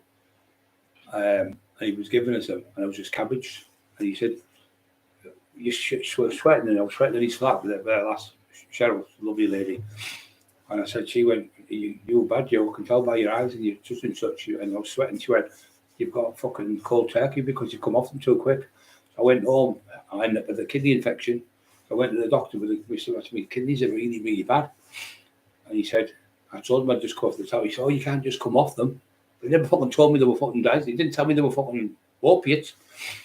So taking them anyway, come off them. And I started off with 2 a day.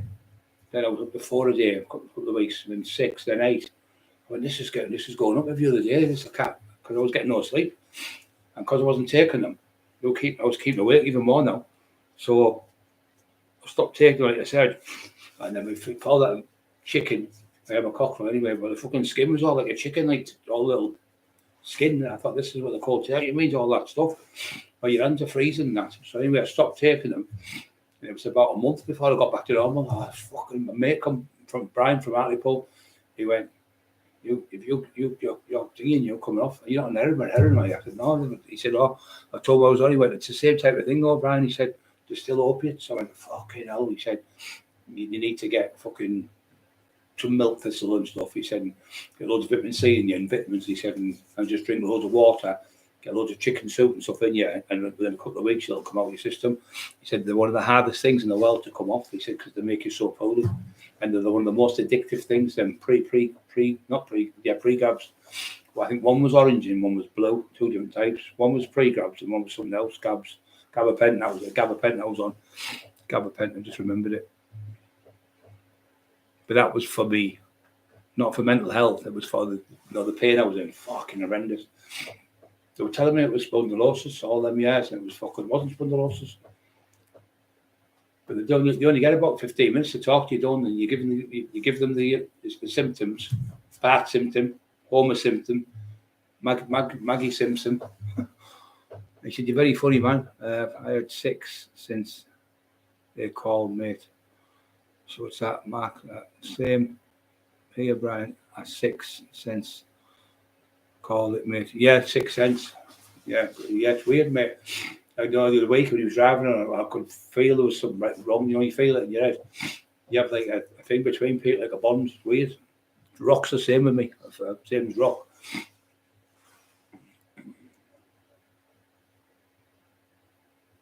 Freedom's another one. Freedom. So he'll be something happening to him in racing there, and I'll say, "Oh, they're going to do this to him." How the fuck did you know? We've just been talking about that. I don't know how I do it. It's just weird. Monday, 16 bar, 1 bud up. You're up due and big rise. The fucking rise of the fucking foot soldier.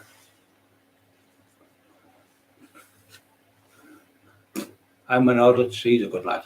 He's really intelligent, man. Odds. I like him. He's a nice kid. He's a nice kid. Me and him were on the phone a couple of weeks ago for about 3 hours. He said, "Well, we've been on the phone 3 hours." He said, "It feels like we've been on about an hour." He said, "Fucking class." He's saying, "You know your stuff, you right, like." I had 6 cents. Yeah, since I was watching the cars today. I was watching the what's it called? The car cup thing. Not the where you buy them. Name off. I thought it was called Top Gear. I was watching that today. It was good. Really good. They were in there. I'm thinking of getting in a couple of months' time. I'm thinking of getting an A3. An A3. I had an A4 before. I might get the A4. I might get the A4. Don't know. Because with what they call them, the circles. The German car. I can't remember the fucking name of it now. I can't even think of the name. It's fucking gone. fucking hell. Not a Porsche. Tell you what, it must be them fucking jumpers, mate. We fucking fried. I can see I had a blue, a lovely colour blue, and all it was. Audi, that's a A4 Audi I had. Really nice. It was only a diesel as well. and it was a fucking flying machine. But my days of flying like a maniac have gone. So I thought, I don't want a car just like, you can buy one, I think there's about 155. I thought, fuck that. But you know me, I'm fucking driving like a maniac and getting banned. It's not worth it. So I'd probably get the diesel one, I think. I don't want to be fucking flying like a fucking 60-year-old. Nearly fucking, I've had all them fucking chances of being killed and everything. So everything slows down with me now. They do everything. They're like, I'd have to clean the house. I'd have to do everything 100 miles an hour like a lunatic. I think it was through the drugs and stuff I was on. And I'd be cleaning the carpets. I'd have to clean the carpets every day. And I'd be doing a little spot like that. I'd redo it all again. Fucking used to be crackers like OCD. But I don't do it now. Emma's got me out of it. I'd have to have all my fucking tracksuits in a row, perfect. All my shoes pointing in the right position and all that fucking stuff. Laces in all my underwear packed in that side. All the vests in there.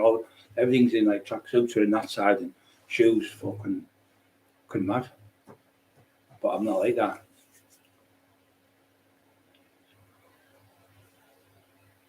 Peter DeVox, I know you had a bad, you had with your leg, wasn't it, Peter? I think. You should come and see us, Peter. But he's London, isn't he? Yeah, London, Peter. I'm sure he is. Yeah, I'll come up my bike, Peter. I was only a 125 RS. I was only about 16 or 7. It was 1981, 82, I think it was. I might have been coming up for 7. I might have been 17 coming up. And I come off on the road near the Out Lodge, the A174, I think, Hartlepool Road. And I fucking slide on there, but I was very lucky. I had these crash bars on, Peter, if you remember them, the crash bars. I put them on, they only cost me about 20 quid. I put them on, bolted them on with these ratchet thing and that. And we were coming down the road about 50, 60 miles an hour, fucking skidded on the road, and the crash bar hit the road, and my leg was in between the crash bar, and my leg was on the crash bar when I was going down the road like that, the top one, and it saved me, fucking on my leg, but I just got cut on my leg, on my thigh and my ass, but it wasn't bad. But I ended up on the road for about 10 seconds, and I was on the grass for about 20 seconds, fucking flying. I was, it was raining as well. And that's the only thing about motorbikes, your least little fucking thing, you're off the bike. I used to be a biker, I was never a mod, but then when I got older, I thought, right now, I think I'd rather be a mod than a biker now, because the clothes were better and everything, weren't they? They were dressed smart as fuck. When I was a biker, I was never in a gang around. I used to go down seating and stuff. I just liked to get out. I'd go and see Mick Sorby, God bless him. A lovely man, Mick. And the arsehole was saying that Mick's always going to have a fight with me. Mick's like fucking 70-odd-year-old, could have a fight for fun, Mick. But that silly cunt didn't realise how many Hartlepool people I brought up there since I was 8-year-old. I knew Mick. He went, I love Brian. He's like, he said to him, I love Brian. He's like a son to me. He said, I'm so proud to have known him since he was a kid. The kid nearly died fucking 3 or 4 times with asthma and stuff. He really had it bad. He said, and for him to come on and try to put him down, he said, Brian was one of the best fighters that ever lived. Never mind fucking in the North East. He said, anywhere. Everywhere when I've been to Dundee, buddy. Yeah, I should have popped in, man. Should have fucking called in fucking anytime. Should have fucking popped in, mate. Should have popped in. Anyone's coming past ours on the A19, just pop in. Tell me you're coming. Get the kettle on. Yeah, any one of you lot. Any one of you are welcome, you know that. We're all family. Good for me as well, because I never go out of the fucking house. I hardly only go shopping with them a bit. And I'm struggling with my fucking hands and everything. It's fucking terrible. But yeah, I like the Audis. I had the A4 one. Fucking flying machine, but it was too fast for me. So I got the diesel one. It was a lot cheaper. 155 or something it did, the Audi. But that, when you watch the best driving film ever is I think it was the A4. Then I think was it the A4. Audi was the French film with, he was an agent for the FBI, I think he was. No, he was an agent for, it might be an FBI or something like that in America. It was about the Irish were in it, and there was the Russians in it as well. So he was an agent. Ronin, that was it, Ronin. That is the best car chasing film in history. Because I know my car, I used to drive fucking like a lunatic, and I know how to drive cars. I was never a fucking professional rally driver. That's daft company. I thought Never said I was a professional rally leader from the fucking bench, Joe. How could you be a professional rally leader at 24 stone when they're all about 7 stone? I remember he was right next to my cousin. Colin McCree, I think he was called, from Cockerill he was from. He lived up that way, just not far from, he's from our area where we live. And you can't beat somebody if they're 4 stone lighter than you, four times lighter than you, because they're going to go around faster. I remember going up to see the Caesars once, Newcastle, and I met Manny Bergo and big Stevie Abaddon, and we went on, what's it called, Whitley Bay. Is it Whitley Bay? I think we went to Whitley Bay. So we were on these fucking go-kart things, and anyway, they were going, meow, meow, and I was going, it's fucking not working. And he went, it's not, it's your weight. They were like fucking 15 stone, 14 stone, whatever. And they were going around like that. I was taking the fucking piss these. I said, hey, it's not working this. He said, no, it's your weight. Anyway, I went around about 4 times. They went around about 20. He went, right, oh, you have to get off now. We're on about half an hour. And fuck off. That's what he'd been on 4 times. They'd been on about fucking 20 times. He went, no, you're going to have to get off. I'll get the police. I said, well, they're easy going to fucking catch me on there and you silly cunt. And they were laughing like fucking howling, laughing at me. Yeah, car was going like that. It was fucking shit. Like a kid's little car. Oh, they were flying around laughing at me, the cunts. Suzuki 650 slingshot rapid. I had a Suzuki 500, I think, or 550. I had one of them, and I also had a Yami. What was it? Kawasaki 650 Ninja. It was a 650 Ninja. It was green and black. It was fucking brilliant. It did about 130, 135. Live machine it was. Going back from Newcastle and the banks like that, all the way back, fucking flying on it. 100. I think you know what 130 because of the banks, we got more speed out of it. Didn't give a fuck. But the only thing was, when I was getting bigger, I was getting blown off the fucking things because it was huge. So it was another width for me, my shoulders and that. So I was on the bike. I had to get the motorbike, the leathers made the bike jacket because it was too big. And it was a nightmare to ride. In the end, it was fucking killing me. My arms were killing me when I was riding it. Shut up, jogs, man. And I was like that, holding that. When I was getting off the bike, my shoulders were killing me. As I was getting off the bike, and we used to pull in somewhere like a garage and get a warm off there. Say it was 3 a.m. or something. You get a warm off the bike engine. Yeah. Yeah, I used to have that. Yes, I think it was a 6 or 650. Yami. Oh, sorry, Kawasaki Ninja.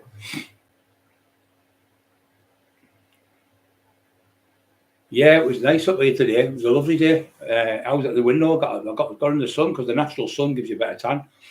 I've been on sunbed for about 3 days, so I've just been standing at the window for about, I do 300 seconds, and then I'll go back, lay down, watch a bit of telly, and I'll do a little bit of training. I'll go back to the window again, stay another 300 seconds, and I'll do that about 1,200 seconds, and it just keeps your tan up, and it's natural as well, a natural tan off the natural sun, and it gives you more. Since I've been taking that vitamin D, I get, 3,500 IUs a day, and then I've got an extra, 3,000 IUs a day, and I've got an extra 1,000, so I have 4,000 a day. Since I've been doing that, my strength's gone up and my weight, and my fitness has gone up more as well, but definitely my strength's gone up, and my balance and everything. So yeah, I was doing leg extensions where I could only get 2 or 3 reps now and get like 30, 40 reps. The kids hangman, when Ricardo, the kicks out, yeah, Scotland's a long road, and they're going to Scotland, the back roads. Yeah, it's nice. There's loads of lights coming on now, guys. 47, still fucking maybe just under 50 people on. And so that's who watches Tinfoil, silly cunt. He always talks shite, doesn't he? You know, you'll see you doing brilliant. Oh, no one's watching this channel, shit. And then you look on his show, well, I don't look at him, and I'll say, well, he hasn't even got one person watching the channel a day. He hasn't got no one. Yeah, them A4s, I like them, they're Audis. I've had a couple of, about 3, 4 BMWs. I was never into them. I had a 3 series convertible, 60 grand it was. And it was fucking all over the road, and I got off a Traveller. And I drove it back, and then went to my mate's garage, and he put it in the garage, he's a mechanic. Put it on the ramp, they went, that fucking, do you know when you drive, steering column, it's the wrong one. He said, this is for a normal bog standard. I took it back, give me my fucking money back, you, go and get my money. I gave him 25 grand up front, I was going to give him another 25 grand the next month. I just got my money back off him. It was like dry. It was all over the fucking road. He said, because it's not a sports one. He said, I think it's had a bit of a bang as well. So anyway, I went straight around and got my money back off the cunt. It's all over the road. And I had a 6351. That was a nice one. Then I had a 750 BMW. And big cars then. But with wheels, the tyres like that. But if you crash, you've got all that engine to save you. I started going off the cosmos, you see, because I was just getting chased all the time. And I started getting converters. I got a insane in Alexandra's Saabs. I got a convertible. I've still got it. It's got cream seats, red, and with the black and that look nice. But you push the button and everything just opens up. All the seats come down, and everything. All the windows, all that come down. Perfect, brilliant cars. Them like they're made by Saab themselves, and Saab were an engine for the aeroplanes. But now the engines, I think, are off a Volkswagen Vectra, so they're nowhere near as good. But some of them Vectras, I've had some Vectras over the years. That idiot was going, I was driving a Mondeo. It wasn't a Mondeo, you fucking idiot. It was my mate's car, and it was Alfa Romeo. He thought a Mondeo was the same as an Alfa Romeo. What a clown. But the thing is, he's never fucking had a car in his life. He can't even drive the clown. He's never had it, never even had a license. Fucking divvy. Can't even tell the difference between an Alfa Romeo and a fucking Mondeo. Absolute crank. Paid 1,000cc, 160 miles, modified them. Yeah, but that'd be too fucking dingy for me, mate. I'd be fucking just blow me off. Just blow me off. I don't mean that in that way. I mean blow me off the bank for the weight. Because when I had a Allergies, I got one just because I had more good money, and I bought it. I think it was 16, 17 grand. I got it for 15, and I also bought at the same time off the garage. It was called right posh fucking the right royalty. The name Horncastle. It was called. That was it. His name was Horncastle, and I bought it off him, multi-millionaire. And he with the fucking them. What were they called? Jeep. What the fuck was it called? No. It was like an Indian name. I can't remember the name of it now. Chikiro. What was it called? I can't remember the name of the fucking. It was like an Indian tribe name. Cherokee Jeep. I got one of them.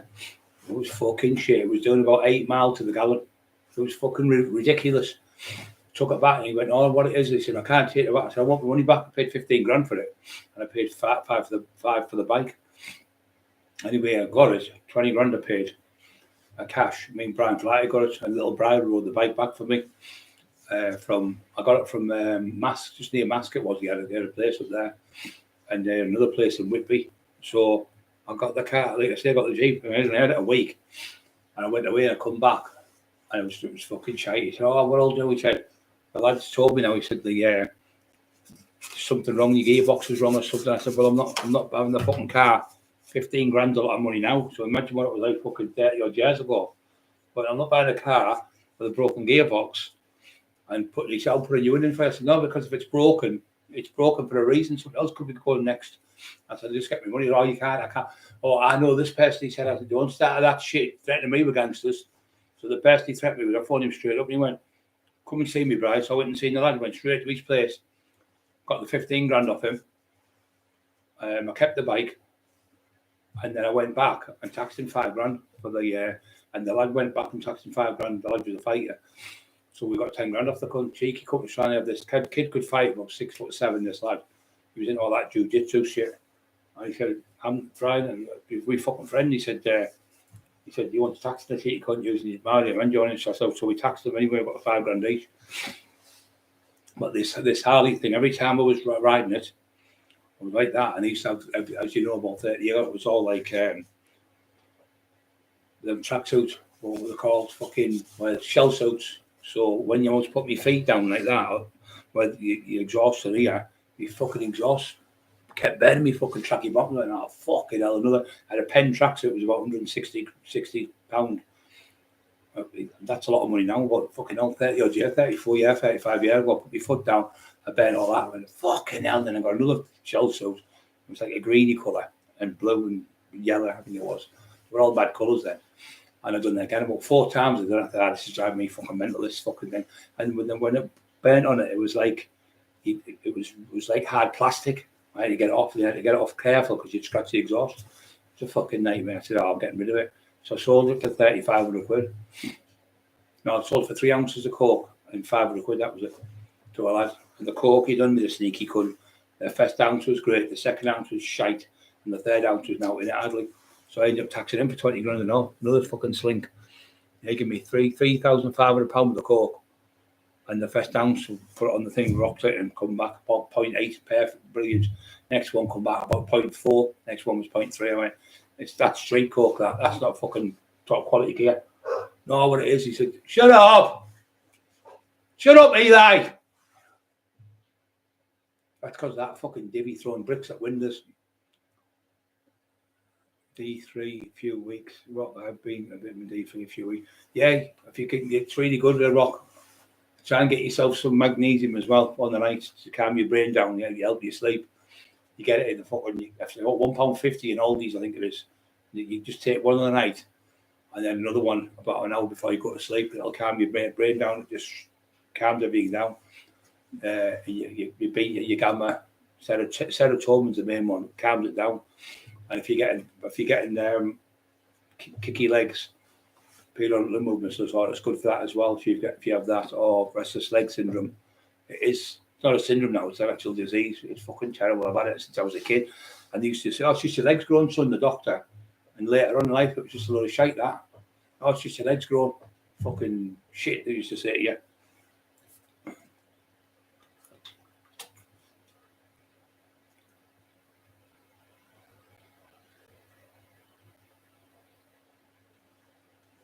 Yeah, I like the. I had that many fun cars. I'd see a car and I'd love it. Oh, I want to get this, want to get this, going to get this. And buy it. I'd have about 3 days. It's not that all that, is it? You like fucking sell it within a week. Bored with it. You get it done, you top the range. Audi convertible, fucking brilliant. Big bright number plate on it. Driving around in about 3 weeks there. You fucking shit, this is slow as fuck. Because they're really slow cars. I think they do about 120 or something. 130. I blew the engine about 130 on going to fucking. I'm not going to lie to you, I was going to get fucking an ounce of coke and I was getting it on Scotch Corner. You'll remember that road, on your mark. Fucking, you must have done that road loads of times. So I'm going down there and the fucking foot and mouth was on. So I'm driving back and all of a sudden it was like the Starship Enterprise. It was doing 130 and it was snowing at the same time.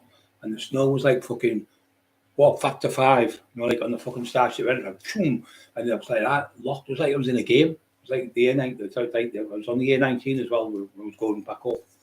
I went all the way home to get the coke. All the way home, got the coke. Went all the way back. It was 67 mile there and 67 mile back. Went all the way there, all the way back again. Got there, forgot the fucking bike cab to wrap it up. Oh, fucking devastated. I was fucking gutted. Fucking gutted. Fucking, I was walking. So the engine blew up on the way back. So I'm walking. I knew there was this fucking scarecrow and I was fucking off my head. Proper, we were in the gear 3 days. I'm walking, I could see it. I looked like Jeepers Creepers. I went, fucking heads, I'm sure that just moved there. I looked like that again. And I looked at that again, pretending as if I wasn't bothered. And I walked along, I come to this road and it said, Little Aspie, 12 mile. I went, it said 10 mile a minute ago. So we walked again. Little Aspie, 15 mile. I went, I'd take the fucking piss this here. Next road, Little Aspie, 12 mile. It was going up and down all the signposts. Anyway, these fucking lads were driving on, took them out for a lift. And because he had the dog with us, wouldn't give me a lift. We walked about 12 mile, got to this place. It was like, there was a wall. I was laid on the wall and tried to phone for a taxi. Oh, no taxis are on. He said at this time, they're all shut down because of because of the foot and mouth. So anyway, this fucking bloke, we got to this garage and he gives us the number, phoned him, he came, put it on the back, and he was driving it, getting it back and forth and up and down all the shit on this path.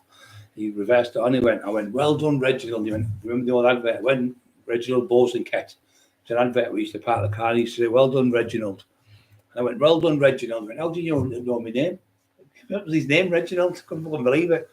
Cost me 150 quid for the fucking to take it to the caravan where it was at. It was called Little Aspie, a little tiny place, a farm it was on. I paid 15 grand for the caravan. I paid cash for it, and they knew I was a fucking dealer. They weren't daft. They weren't stupid. They were from Newcastle, sorry, Manchester, and they knew people who I knew people from there, and they asked my name. Yeah, fucking. Yeah, you fucking imagine some of the things you do all the way there, and all that fucking gutted I was. Nice one. Rock, hope, pension age up. They're on about putting it back up, aren't they? Pension age is 67. They're on about putting it up to 70 again. Then the other week they're supposed to be putting it down. Up and down like a fucking horse dickers.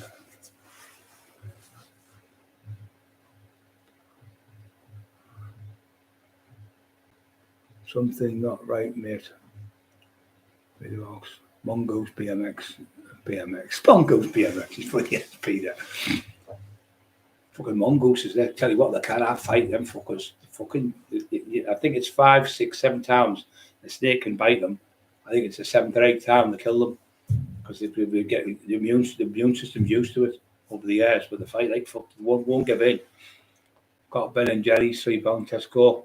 Yeah, the copy though, that Peter. You haven't got the original. I know you. You haven't got the real Ben and Jerry's. It's a fucking Tesco one. He's laughing like fucker there. I know he's fucking on to me. He said they're about fucking £8 or something. The proper ones. There's no difference. No difference whatsoever. I get them with Emma. Emma wouldn't get me to one night. She said, "You're not having 20 quid worth." The 20 quid them, she said. I went, fucking joking on you. We were having ice creams. We were having ice cream in there every night for ages, especially in the summertime. I've got a little fridge upstairs on the bottom where my bed is. And wake up sometimes in the midnight and fucking ice cream. I love carnation milk with it. Carnation milk and fruit. You know, when you've trained really hard on the weekend and you're fucking exhausted, you need all them sugars in your body. You need to put sugars in your body when you've trained. Yeah, it's really good for you. What it does, it calms down the brain. It shuts it down, helps it to relax and go to sleep. A lot of people take milk. I can't get away with it. No milk. I used to drink 10 pints a day of cow's milk, but it's very hard to digest. But once you start taking it, after a couple of weeks, it starts working. Or your body starts getting used to it. It's like people when they get protein drinks when you first get them. I would just have maybe half of what they tell you to have, just in case it gives you the runs. And then you go on it for a couple of weeks. Like say, it tells you get 25 grams, just put 20 in or something, or 15, and then use that every day, 2 or 3 times, and then your body will get used to it, and then you can up it. But yeah, you need to put these things in. You can't just have normal food. You've got to have the protein drinks and stuff, and you've got to have the porridge is really good twice a day because it's got carbohydrates and it's got protein and it's got both. So it's really good for you. I've just had 2 bowls while coming here. I have 2 bowls when I come in here, and I can go 2 hours live. I don't have if I just have like a protein drink or something else. I went to do me a burger and chips last night, red sauce, and it was absolutely beautiful. Proper burgers, the big thick ones. About 80 grams of protein in the 2 of them. Yeah, burgers are really good for you, but you need the proper ones. Them other ones are shite. I used to love Westler's burgers. We used to get them. They used to be taste like rubber when you eat them. I said to the Chinese man, that chicken was rubbery. He went, thanks very much. Rubbery. So, you haven't got a real one, Peter. I know you haven't. He's laughing his fucking head. He's thinking he's on to me. He's had an evening stay. I say, son, you all right? Hope you're doing all right, son. He's another good lad today. He knows about all my coswits and all the stuff in the day. His relations and that. All the friends and that. Mick, remember Mick? Mick, I was listening to a play today, Steen. It was Mick. What's it called? He was Mad Mick. He's fucking always hitting people with axes and stuff. Mick Maloney. He was fucking game, man. He was fucking, what a good lad.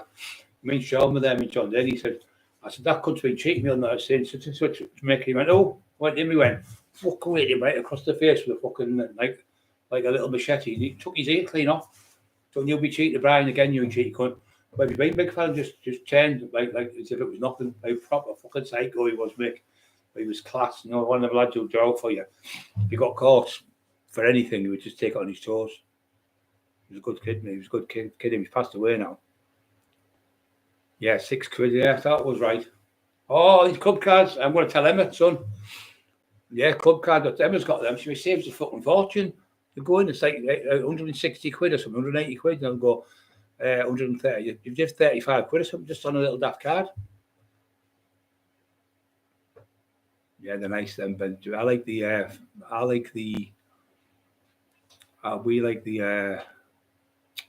what's it called? Fucking I can see it. Cookies and dough. Cookie and dough, I like that one. The other one's a bit sweet, too much. The one like a syrupy one. Toffee, I think it is, or something. It's really hard to fucking eat that. And then there's the other one with there's another one. Oh, I'll tell you what's beautiful. It's got tutti frutti one's fucking beautiful. Oh, I may give it the car and go and get one of them. They're open all night. Well, they're open late, aren't they? Pretty early.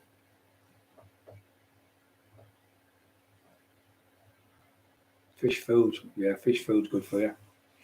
Not with tutti frutti is fucking hell. So this blew my mind. I reckon that the densest element is the universe is imploded star weighs a teaspoon worth 1 million tons. Yeah, it is. Yeah, it's true that. It is true. Teaspoonful. Yeah, it is. Yeah, it's because the density of a teaspoonful of the stuff is that heavy. It's a fucking nightmare to work out, isn't it? In your head, you think, fuck off. How can you put a teaspoon, 100 million ton on a teaspoon? But that's the same the size of a teaspoon. The gravity is that fucking dense in that area in the galaxy.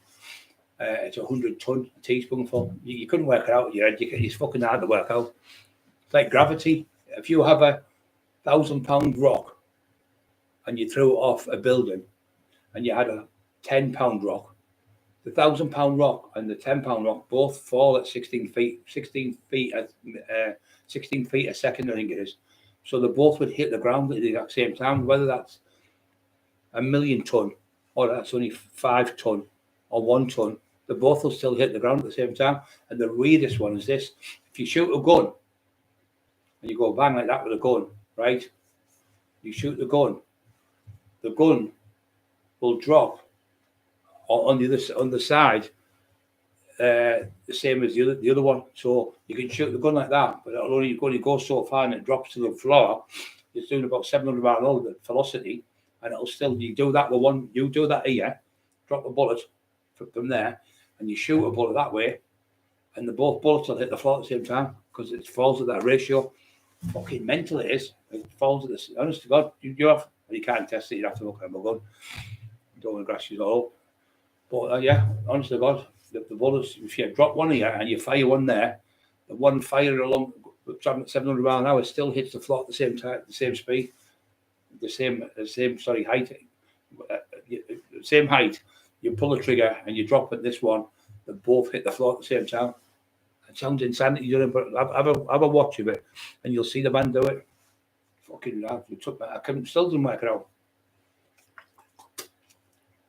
Some things that fucking mad. You just think, nah, that's fucking bullshit. That. Well, years ago they thought the world was flat. Don't keep going off there. You're going to go off there in the world. And in the Bible it said the world was only 500 years old. The world is 14.5 billion years old. And the galaxy is 13.77 billion years old. It was the Big Bang Theory. So the Big Bang Theory is when you have an explosion, it hit and it blew up. And once you have something explodes, it just keeps going out. So because it's still exploding now from 13.77 billion years ago, it's still getting bigger. So it's never going to stop. It's infinity and beyond. So it just keeps getting bigger every day and bigger and bigger and bigger. It's unbelievable. And then you see these things where it takes you 77 million light years to get to a planet. Fucking, it blows your fucking head. That's when you start frying your brain. Unless you need somebody to tell you how it works. He's my favourite, Stephen Hawkins.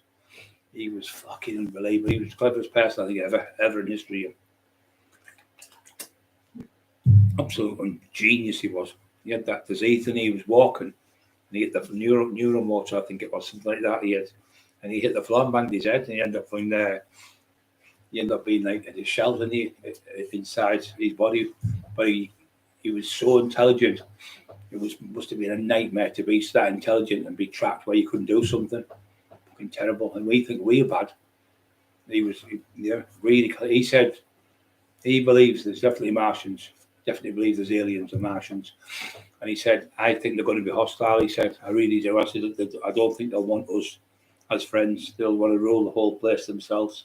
He said, because now we're dabbling with nuclear weapons, where the weapons now can affect the universe and the galaxy, then they're going to step in like a kid with my analogy would be like a kid with a lighter in the house gives that fucking light before they have the house fucking down, or give me that gun before you have somebody's eye out, like that. So that's what we are. We've been like little kids. Now we've got the big little kids with the big toys that can damage the universe, and that's why these aliens are getting seen all over the place. They're coming up, popping up everywhere. And the great thing is, they are true. They do exist. They've even come out with all different people from everywhere, scientists and all sorts. Steve, something to call him, that scientist. I can't remember his name. He tells you how many aliens are about and stuff, and they've actually made pretend ones to try and throw you off track. The government have made pretend ones. Timmy B's in the house. No, he's a great lad. He is a great lad. Come to see us proper. I looked right at me, his eyes, looked into it, man. He is the proper real deal. Real deal he is. He's a great lad. Harry the dog. Millwall Nick. Harry the dog. That was something to do. Are you on about the cup? Was he on about the cup there, I think? Not sure. Jimmy B, what about in London? Do you live? Do alive, mate? London. Do live, yeah. Evening, mate. Yeah, we could do live London, mate. Could do that. We want to start branching out. I'm just trying to get this fucking hand better for driving and stuff. I can still drive, but it's a long distance. So man, you're not going to take me anyway. But I'm trying to get me. So I can walk about where somebody nudges me accidentally. I'm not going to fall my ass out. So I'm trying to get that strength in my balance in my legs. I've been doing a bit of shadowboxing. I've been doing a bit of rave dancing to the old rave, dancing about, trying to fucking do a few things. Get a replica block 8mm. You still get jail for it. If you get caught with a replica, it's still 5-year jail. The guidelines is between 3 and 5 years. And if you get caught with the real one with bullets, you get 15 to 20 years. 10 to 15 years, I think it is. Yeah, they've gone up the guidelines. It's not worth having them, son. Honestly, it's not. You fucking get caught with one. You get caught in the street, one of them, you just get done for the exact same thing as even if you haven't got a gun, even if you went in like that, see that inhaler, put in your pocket and went, yeah, open the fucking door, blow your head off. Open the door now, it'll blow your head off. You still get done for armed robbery because your intention is attempted armed robbery. And people have been done. The lad was done near me. I think it was either 6 or 8 years he got for a water pistol. And he painted it black. And it's a water pistol. The woman said, you daft cunt. No, she looked at me like a daft cunt. Within about 20 minutes there, the whole place was surrounded in Roseworth. The court we got, I think it was 6 years or 8 years he got.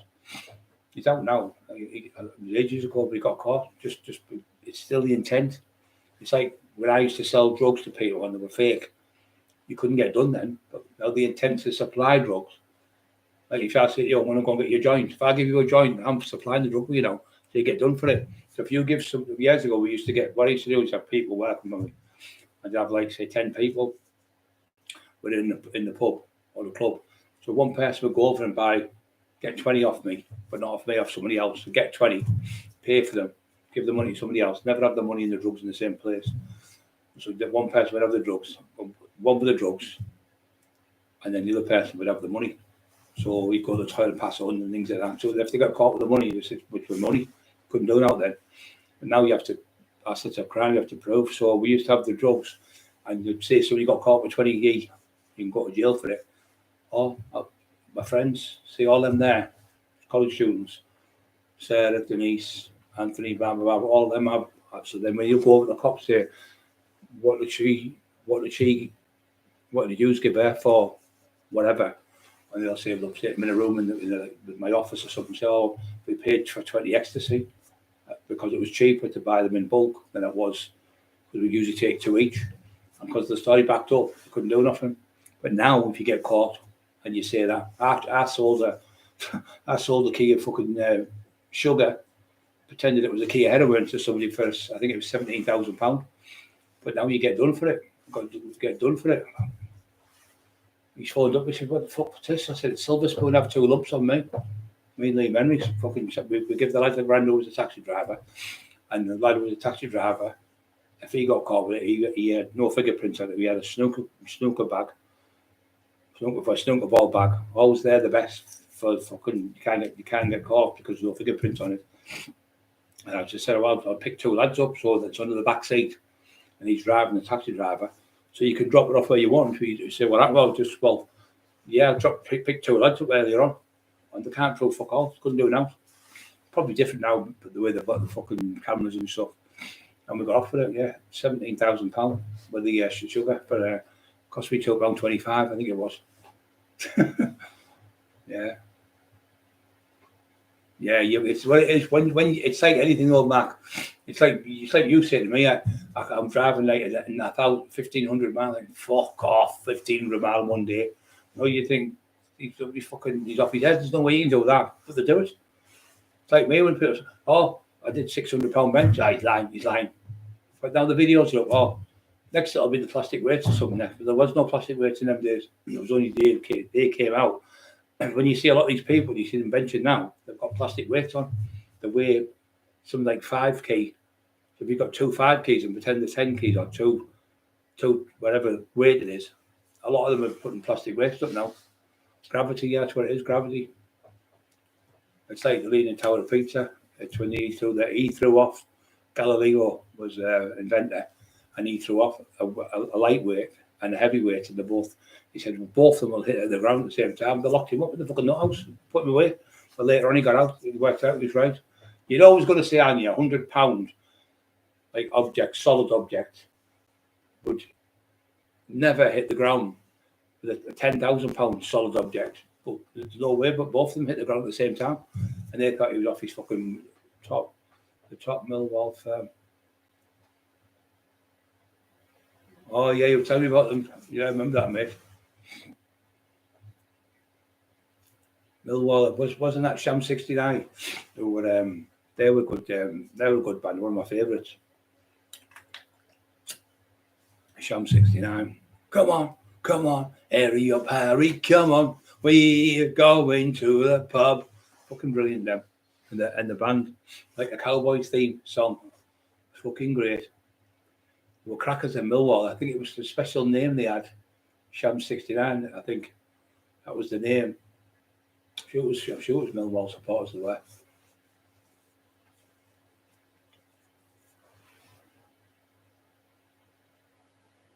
Millwall fans, there you go, mate. Yeah, I know that, mate. Steve, I'll Steve, bro. Yeah, it'll be great, Steve. Yeah, they're fucking mad, them Millwall fucking supporters. Really fucking crackers. They're great, them behind you. They're fucking game as fuck, like. Really, really game. Yeah, I do loads. I used to dance all the time when I was a kid. My mum taught me how to do rock and roll dancing, fucking, disco dancing, all that stuff. Now, most people I know who are great fighters, they've all been great dancers, and on the raves and stuff. And they're all brilliant at dancing because all fighting is a dance. That's all it is. Move your feet, your hands, and you put your weight on one foot to push it all to another side. It's just a dance, so that's all it is. You can dance, you can fight. Doc O was a great lad.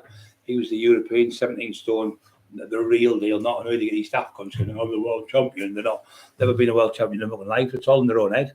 You just look like a clown then when somebody offers you out, or somebody says, "Oh well, where was the proof?" You'd have it, wouldn't you, if you were the world champion? So then there's no videos or nothing, so you know it's shit. Like Tinfoil was the ABA champion 3 years in a row. Never even been in a ring. The only fucking ring he's been around is the ring bit. That's where he's been around. Fucking dirty bastard. There go, Brian. 2 offers. Against D. Yeah, we'll go. We'll definitely go. We'll tax all the Millwall. I'll text them all. Laughing his head off, Peter. Yeah, it'd be good that, mate, going on there. It'd be nice to have a good. I'd like to go. Ayrshire boys. Is that where that is there, Peter? Ayrshire boys. Laced up boots and corduroys. Ayrshire boys. See, I'm in with the Millwall fans now, look.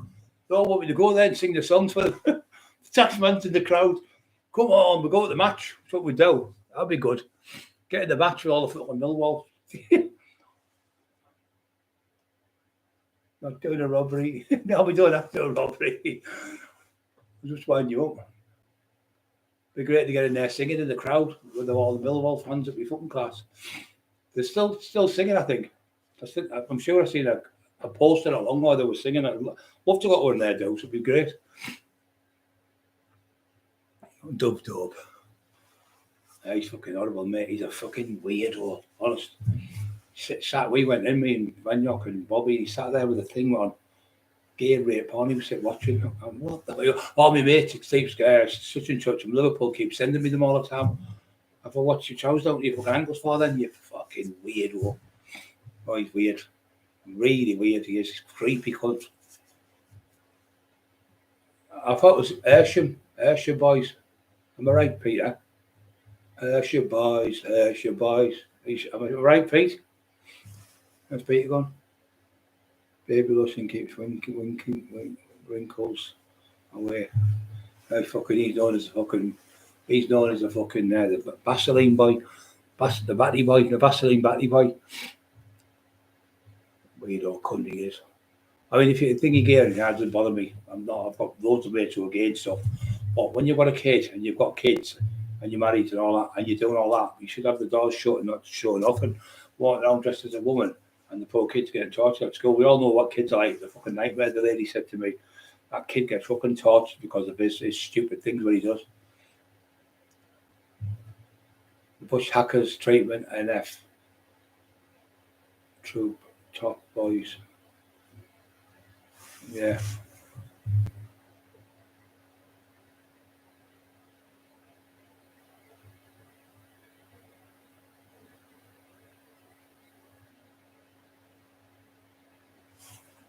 Yeah, if you do out, mate, it's fucking there on your record for the Sham 69 records. Absolutely fucking loved them, mate.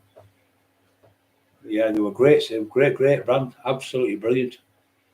There's one where they go in this, they're arguing with some girl or something. I can't remember. Absolutely good one. Bruce Lee was 1958 Hong Kong champions. Bruce Lee was fucking unbelievable. They reckon that he died with a special touch. Like a touch where they can do like Chinese where they push something like a pressure point, and I reckon that killed him. Then some people say I find it hard to believe an aspirin killed him, just a fucking one aspirin because he was that fit, and I think that was bullshit. Honestly, do. But his son deliberately got killed. Brandon Lee. He deliberately put the bullet in the gun. They reckon. I think it was him where he put the bullet because he was obsessed to die the same age and the same type of thing as his dad. The same, like. Some circumstances. He was supposed to put the bullet in the gun in the film. It's good. He was a good actor and all that kid. His son. He was worse than me, Bruce Lee. He got his back broke really, really bad. He was fighting. He was taking his style of fighting from Hong Kong, and they didn't like it. Other people, the powers that be, the karate people, the kung fu people. So they brought this bloke up to fight him, and he was fighting him anyway. Bruce Lee beat him, and then when his back turned, he run over and kicked him in the back and broke his spine. He was in this big metal fucking cage for fucking 2 years, I think he was in, or 3 years, and he's got himself better. And he's another one. If you're ever suffering from depression, watch a lad called Joe Dementia, and he's absolutely fucking unbelievable. He's a scientist. And everything with what you do in life is to do with how you think. Everything you do is all when you have bad dreams and stuff, it's to do with a lot of what you eat and stuff. But he was really good, Joe Dementia. He actually fixed his penile something it's called in his head, but like the third eye thing, and he fixed himself by concentrating on it. The taxman in the den. That would be class, yeah. You look after me, Peter, wouldn't you, son? Yeah, that's in the den. Yeah, had a 1 in 12. No one stay you live and learn. You live and learn, yeah.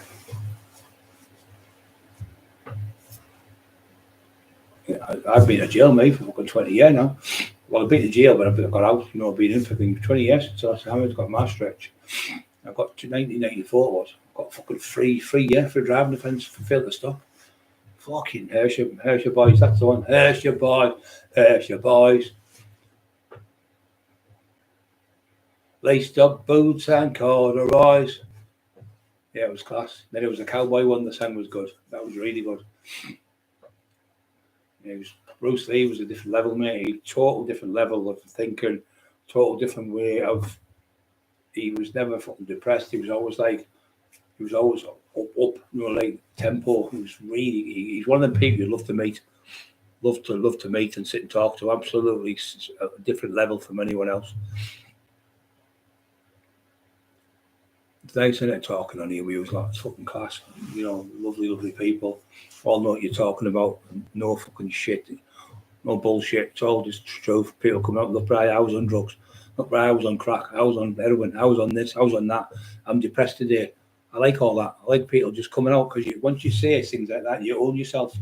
When that little cunt, he's been on it since he was 12, why don't you just tell the truth and tell you when you're bad? Why don't you come out and say, look, I've been in here.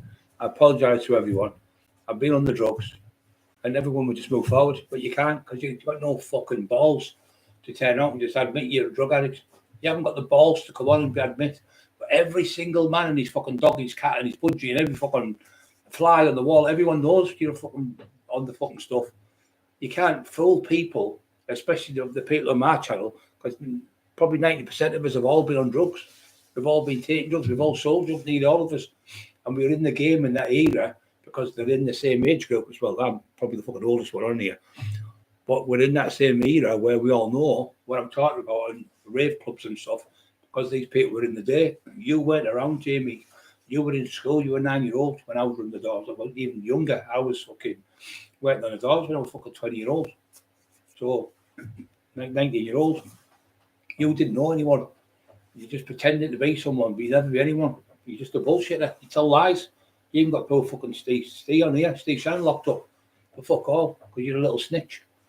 One thing I can't abide by, somebody on drugs is one thing, but snitching people and grassing people up, I can't abide by it. I just can't let them. I can't let any of them in your camp. They're fucking vile.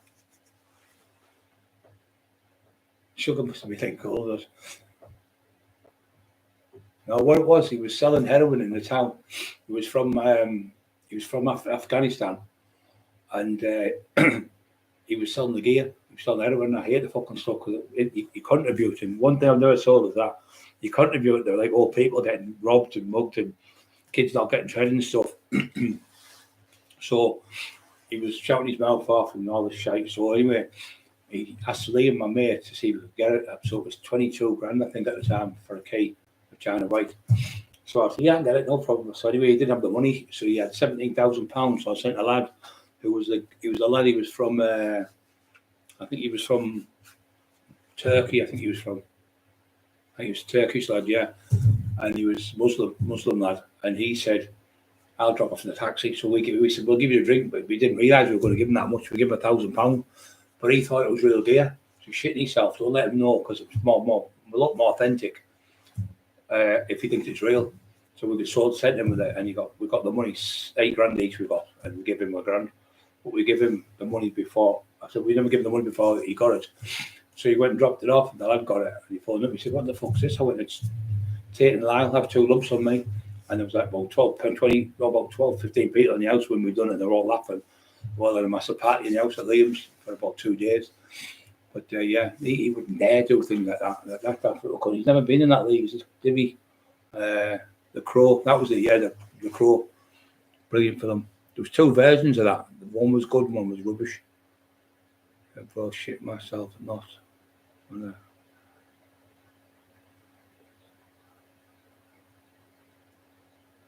Nah, it's fucking not worth it, man. Steve. I fucking absolutely fucking.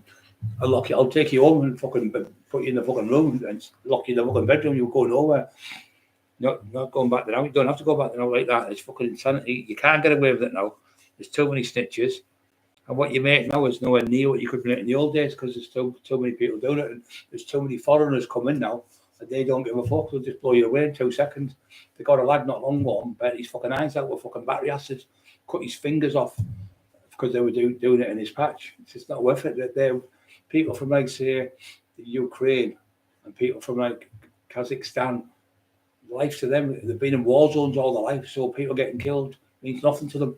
But we cherish life. They're like in Russian place like that, and they'll just fucking kill you in a second. They don't cherish life like us. It means nothing to them, so they won't think twice about just blowing your head off for a few grand. Where we wouldn't do that. How are you going? Good. Good night. Feed them on. Yeah. Get out, Elaine. Feed them. What sounds like racing, lady? You all right? Debbie said hello. Oh, is it? Oh, yeah. You all right? Yeah. Oh, yeah, you all right? Hey, son. Hello, baby. Hello, baby Eli. How are you, Daddy? How are you? Debbie's little baby. Won't leave now. His dad's here. Won't leave now, will you? All right, son. What's the matter? What's missing me? You got a bottle of pop? Can't have that. You can't carry that. He's like a solid tank, isn't he? Like a Sherman tank. You could run through that wall, I'm telling you now. He's like that solid. The muscle on him is fucking. I thought my muscle was tight before. The strength of his muscles are unreal. No, like solid muscle. Not an ounce of fat on him. Oh no, the other one's crying. How Eli? Not an ounce of fat on him. Eli, come on. Come and see. The best policy. No, the best policy, yeah. Well, that's What you got in a place. about tonight? Just anything. Just about trading and stuff. And about the old days, about drugs and stuff, and it's not worth doing it. Peter said, and that getting caught these days, and not worth selling drugs. It's not worth it. Nobody. Eli, what have I got for you? Come on. Come on. Out. Out. Podcast time. Talking about people trading and depression and people having panic attacks and nightmares and people having terror dreams and stuff where you think they're real when they're not.